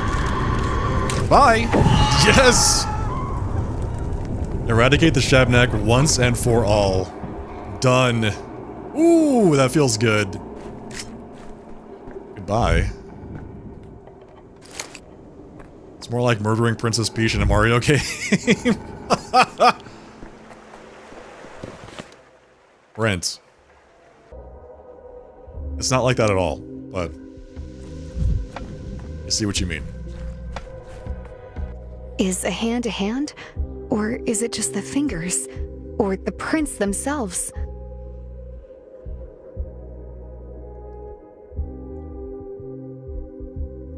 I see you in the capital, a vast hall, chandeliers overhead, at least 100 gas jets in each. Men in black coats and white wigs stand before you. They offer you 2 sheets. One is an order of reward, the other an arrest warrant. You can take either. You can take either sheet. You decide. The Inquisitor and I haven't held counsel. Against protocol. I place my trust in the doctors. You think I'll get out of here? You think you'll get out? You're not immortal, child. You're an ordinary human being. The sand pest sparing you is a miracle. We can still get out. In the hospital, our research is our chance. Dankovsky, you're here again. I have nothing more to tell you. I've already explained my position. The time for naive romantic schemes is over. Only total disinfection will work. No exceptions. Accept it. Unless the rain comes. Unless the rain comes. What did she just do? What did you do, Clara? Be quiet, Doctor. Don't interfere. Drip, drip. What's that sound? Drip, drip. Rain. Really? Drip, drip. Smells like a storm. IV drips are what these people need. Medicine and rest, not fire. I know, but they're doomed anyway. You can't damn the rest for the sake of the doomed. You don't send an entire company under fire to drag out one man with a mortal wound. Drip, drip. The drops knock right into the heart. I remember every one of them by face. Everyone I left to die. And especially everyone I shot myself, so they wouldn't suffer and wouldn't fall into the enemy hands. The only enemy is death itself. They told me outright, if the sand pest isn't dealt with in 3 days, 4 days at most, this little town will be wiped off the map. Every map. And I'll be the one to wipe it. Now, rain will end. It will wash away what's extra. I won't lie and say everything will be fine, it won't. But it will be cleaner. You will be cleaner. And once you're washed of blood, you'll say again how much more you're willing to spill. I already know his answer. Drip. Clara? Dankovsky. My apologies, I lost the thread. My head was humming like before a storm. What were we saying? Remind me. The hospital. The patients. Yes, I've reconsidered my original position. I've weighed your words and especially your assistance. Yakov Little, I believe. He spoke with me this morning. He sees the situation with uncommon sobriety. The dolls come alive, Doctor. That's what I wanted. And you? You know, I just realized Simon wanted the dolls to wake up too, to become independent. Little asked me to allow him until nightfall to prepare your day vaccine under field conditions. I checked the hospital's statistics. The day vaccine, together with liquidation of the hospital, should bring a serious drop in infection tomorrow. I authorized the vaccine. Thank you. Dankovsky, in your Thanatica, you're looking for a way to overcome death, aren't you? It's noble. But so long as there is death, there must be those who don't fear it. Soldiers. And those who always choose between two evils. Defeat one death with another. Commanders. This is the bitter truth of a world where death exists. I'm sorry. I'm grateful for the vaccine, General. Did we do it? Clara did something terrible to Block. Turned his convictions inside out. He orders what he forbade a minute ago. Let's go talk to the Yakov and get the vaccine. My path won't be called anything. I'm just a volunteer who helped with paperwork. We're doing fine, Doctor. Without morphine, it's hard for some, the ones in the worst shape, but you can still figure something out. There's a step girl here. She teaches everyone to breathe in a special way so the pain feels different. In a fire, I reckon that trick will be useful too. You can't breathe in a fire, don't know if you know that, but the air is also on fire. Just a heads up. General Block has issued a new order. Nothing's being called off. But the final vaccine is to be made. Where are today's intercurrent patients? Bring them here quickly. No, you shouldn't be here, Doctor. What? Oh, that was too harsh, wasn't it? I just mean, you're healthy, and we're all infected. Soldiers, you know, are a nervous lot. If you start tending to us, they'll wonder whether the infections jumped to you. Don't, Doctor. Don't risk yourself. They'll lock you up with us, and then what? What about diagnostics? Dankovsky, come with us. You're to be taken to our emergency command. As a precaution, we'll distribute the vaccine from there once it's ready. And where exactly do you think it's going to come from, without me? I'll do it. From start to finish, myself. I've watched you examine patients so many times, read your books at night, so yes, Yakov is realizing his dream. Well, I've also already made today's diagnoses. There was nothing else to do anyway. I'm at a loss for words, and frankly, I've never had a better assistant. And I couldn't have asked for a better teacher. Don't worry, Doctor, I'll double-check myself while they're unpacking the equipment. You should go, and please, take care of yourself. Make sure this isn't all for nothing. Unlike diagnostics, that is something only you can do. Thank you for everything. Did we do it? Did we get the vaccine? True scientist. The final serum is ready. I wanted to stay and help Yakov little, but soldiers roughly escorted me to the Stillwater. We barely had time to say goodbye. I don't know what awaits him and the others. Protocol 11. Well, we gotta do it. We gotta vaccinate people.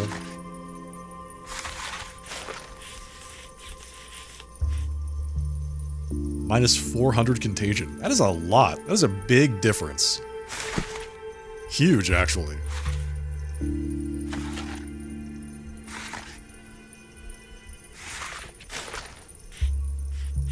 I think if we do a bit more here to reduce contagion, we can actually get it down below 60 for the day.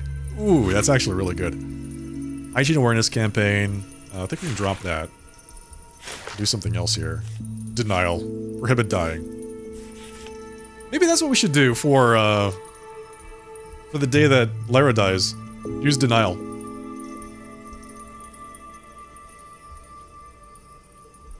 Just make it illegal to die. And then suddenly everything will be fine.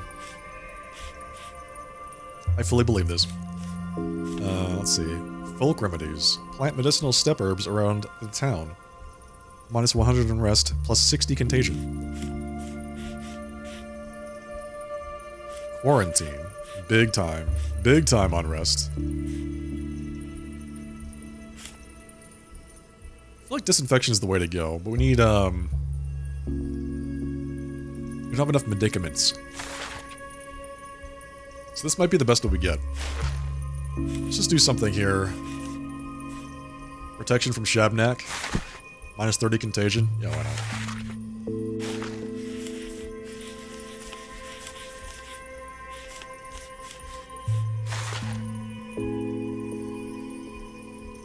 All things considered, I feel like we did pretty well. Where's the fireworks? Can we do fireworks? Minus 70 unrest. Arrange a fireworks display to maintain citizens' morale. I feel like doing fireworks on the same day that they're getting shot at by artillery might be a bad thing, but I don't know. I don't know. It's a video game, right? Anyway. So we did it. We got that done. Let's go talk to Aglaya. This is very important. Okay, so Yakov diagnosed all of the patients without me. Oh, you see, the town is so much better now, actually. Look, there's only 4 infected districts. Whereas previously there were like 7, I want to say? It was pretty crazy. So let's get out of here. Yeah, this one. The maw being clear. That's good. That's really good.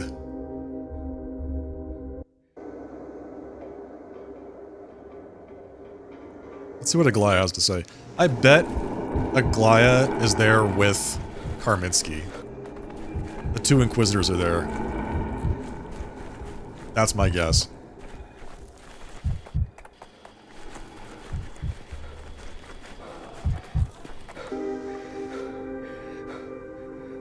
Who knows why? I don't think it's going to be very, very good for us.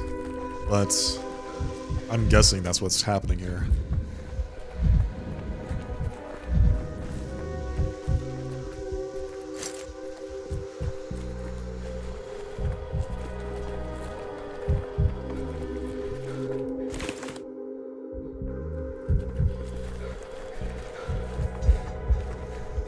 Hey, boys. Just gonna go on in here. Don't mind me. Wait, is that Barack? Artemy? What is he doing? The town can be cleansed. Where's your shirt? I know now how to prepare enough panacea. Is that blood? I know how to prepare enough panacea. Oh, he discovered the cure. I see. Is this your blood? Did you get a beating? You need help? Don't fuss over me, Onan. All these marks are from the trial. I passed it. I proved to the kin and to myself that I am my father's son. I am their warden now. To you, it probably sounds like dark, boring gibberish.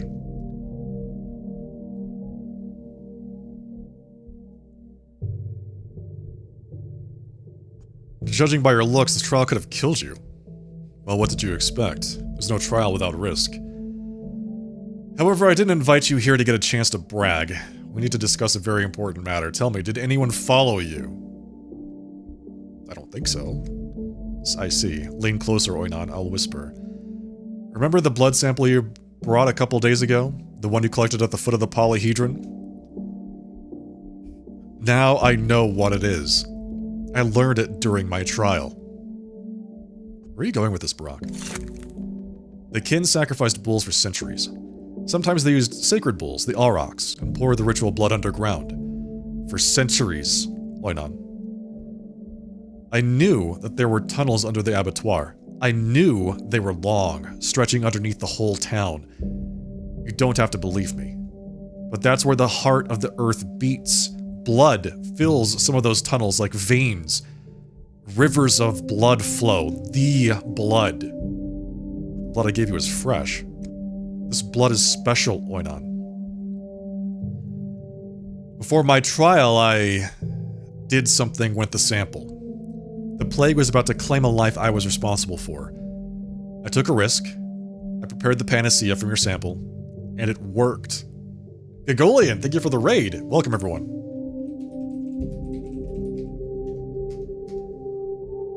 Welcome, folks, from Gagolian's channel. Hope you're having a fantastic night tonight. Hello, everyone. I am the Sharply Dressed Man. We're playing some Pathologic 3 today. Hello, Quack. Hail and well met. Gago. How was People of Note? We are getting very close to the end of this game. We have a few more things to wrap up. We just saved the town. Again. For like the millionth time. Defeated the Shabnak. Again. For like the 10th time in a row. Puzzles! Oh, that's... I mean, like, there's hardly any puzzles that stand the chance against Gagolian. Let's be honest. So... You're also getting close to the end. Fantastic. Great. Have you defeated my alter ego yet? Am I like the final boss in that game, or am I just a mini-boss?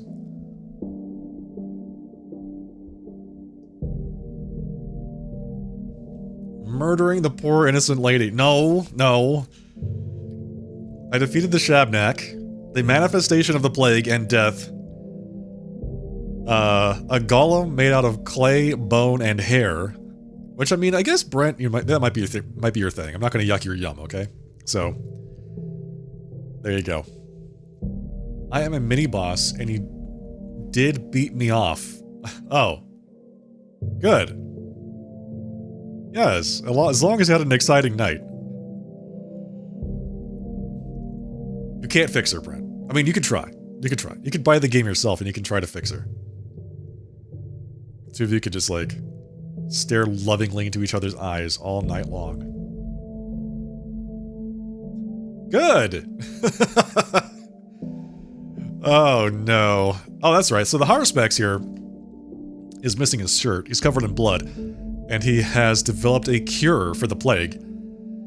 Yeah, so there you go. The plague was about to claim a life I was responsible for. I created the panacea, and it worked. You made a cure for the plague. Yes. You know the Odong's dead gruel? You based the vaccines in your hospital on it. It's been on my mind these past few days. I kept thinking that you needed the right herbs and the right blood. Thanks to you, I had the right blood. What makes this blood the right kind? You'll find it hard to believe, but the Auroch's blood is imperishable. It's still hot as the day it was poured into the earth. It has another property, a key one. This blood carries the plague. I cannot say whether it originated there or was introduced from elsewhere. But this blood is infected. In the right hands, it can be turned into a cure. It is also the source of the plague. And that makes sense, right? You take the source of the plague, you like, change it a little bit, and then becomes the medicine, the antidote.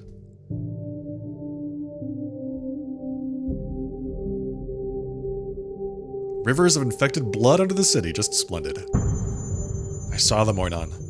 I immersed my hands in them, but I cannot draw blood from those underground rivers. The earth will not forgive me. Do you want my honest opinion? I want to write this off as tall tales, but underground rivers of blood explain a lot. I would have had trouble believing had I not seen them with my own eyes. Okay, my next question is, why did the epidemic break out now? Now and 5 years ago, you were saying that the kin was pouring bull's blood underground for centuries. During my trial, I had a vision. Mother Bato is troubled, wounded. The earth is wounded. We, men, did it. Our customs forbid digging deep. We don't dig wells, but those tunnels go deep, very deep, for hundreds of meters underground. No well would go that far. Interesting. What does that have to do with the question that I just asked? Infected blood rose to the surface. Why? I can't tell, Oinon. All I know is that men are responsible for it. Hang on, I have an idea. Give me a moment to gather my thoughts. Let us talk again later. Beneath the abattoir. That night, Brock underwent a primordial initiation rite underground. You saw the town's catacombs vast and labyrinthine, full of rotten ancient blood, and then he used that, like, unlimited source of blood to create a cure. The true villain is man, that's right, humans bad is the moral of the game. As always. Humans bad. Barak swears that a concoction from this poisonous blood occasionally surfacing can cure the plague. The plague came from the earth. This is not a metaphor or superstition, it seems to be a medical fact. So where is Aglaya? Are all these bottles of cures? What is this? Wait, was this it? I was supposed to come here and talk to him? I wasn't supposed to talk to Aglaya? Some things will become clearer in the shelter tonight. An important meeting. So she told me to come here, and that was it. The town can be cleansed. I know now how to prepare enough panacea. You know something going on? You know how the land was disturbed and the plague awakened? I can tell by the look on your face. Tell me, for I gave you my part of the truth. Alright, I had a discussion about the polyhedron with Samitin once. He told me that this impossible structure has a counterbalance. A gigantic metal rod sunk into the ground some 300 meters. Do you understand now? You're saying that this rod wounded the earth and infected blood oozed from the wound? It's not as poetic, but yes. You're silent. Usually a bad sign. The solution is obvious. The tower must go down. Isn't this a bit drastic? If you're right, and the tower is to blame, there is no other way. If a foreign object becomes lodged in the body, it should be removed. It's the only possible treatment. I mean, it makes sense. But there are people in there, so what do we do about that? There are hundreds of children in the polyhedron. How do you suggest we take it down? And we need to lead them out as soon as possible. If the rod already pierced the tunnels, what choice do we have? If we take down the tower, blood will ooze from the wound it leaves behind. There will be enough for me to make panacea for everyone. For all of the infected, Oinon. There must be another way, less barbaric. That doesn't include destroying wonders. You talk like a Cain supporter. You acknowledge then that the wonders mean more to you than human lives? Quite the opposite. I'm trying to find the least invasive approach. What do you suggest? We have a wound-up military looking to raise the town to the ground. We can give them a different objective, the tower. We can sacrifice it and save the town. I must think about it. You have one day, or none. Less than that. Tomorrow we make our choices. I know. I know. We are different. We see the world differently, yet without you, I would not have found the answer. And you wouldn't have found it without me. I recognize it and value it. I want you to see it too, Oinon, how gracefully our lines intertwined. My solution feels right to me. I'll be happy to consider yours, but you didn't offer one. Just give me time. Just give me time. Did Georgie know that his family's creation threatened the town? Interesting. Maybe you have to go talk to him. I have a terrifying suspicion about what exactly Barak saw underground. I must ask him. Earth's wound. It seems the miraculous polyhedron caused the plague. Well, there you go. They built the polyhedron and they pierced the heart of the earth, spewing forth infected blood, which then killed everybody.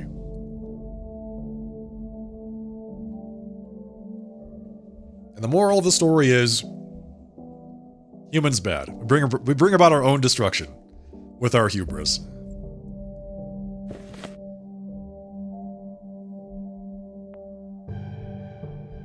We can talk to him again. Okay. The tower will have to be toppled. That's how we'll extract healing moisture. This morning, a woman from the capital was here at the shelter. She told me to come back in the evening to learn the secret of the plague. Yes. Do you know her, Barak? It was I who told Aglaia to summon you here, if I return from the trial. Are you unhappy, Ornan? You're on a first-name basis, huh? As I am with everyone. Anything else? No? Nothing? Nope. Nothing at all. The tower will have to be toppled. That's how we'll extract healing moisture. I just wanted to know, did you figure out how your father died? Yes. The killer will pay. But it's not your business, Oinon. It's not your story.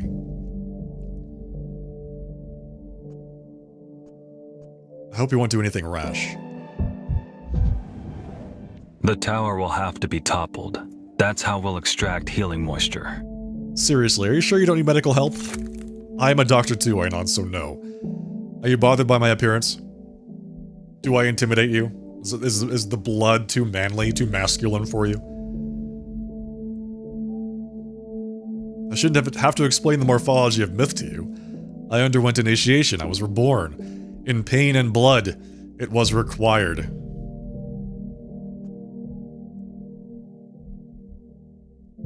How can you know what the morphology of myth is and still believe in the myth? That's an excellent question. In the same way that I managed to talk to a sack of meat held together by a haphazard stack of bones and see a person.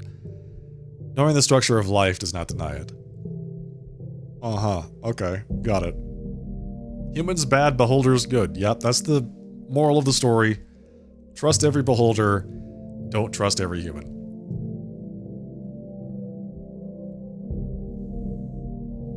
I sometimes feel like I am talking to sacks of meat. Or bacteria reservoirs. You hear that, chat? You're nothing but a bunch of bacteria reservoirs. Don't know how to break it to you, but it is the way it is. Let's get out of here. We have to go talk to Georgie. Good old Georgie. Did he know what his family's creation threatened the town with? Which is interesting because, like, this whole thing started again because Simon and Isidore infected themselves with plague and then brought it back to the city. Right? So, but I get the sense that if they hadn't done that, it would have happened eventually anyway. Because the polyhedron is the root of the problem, and it still exists.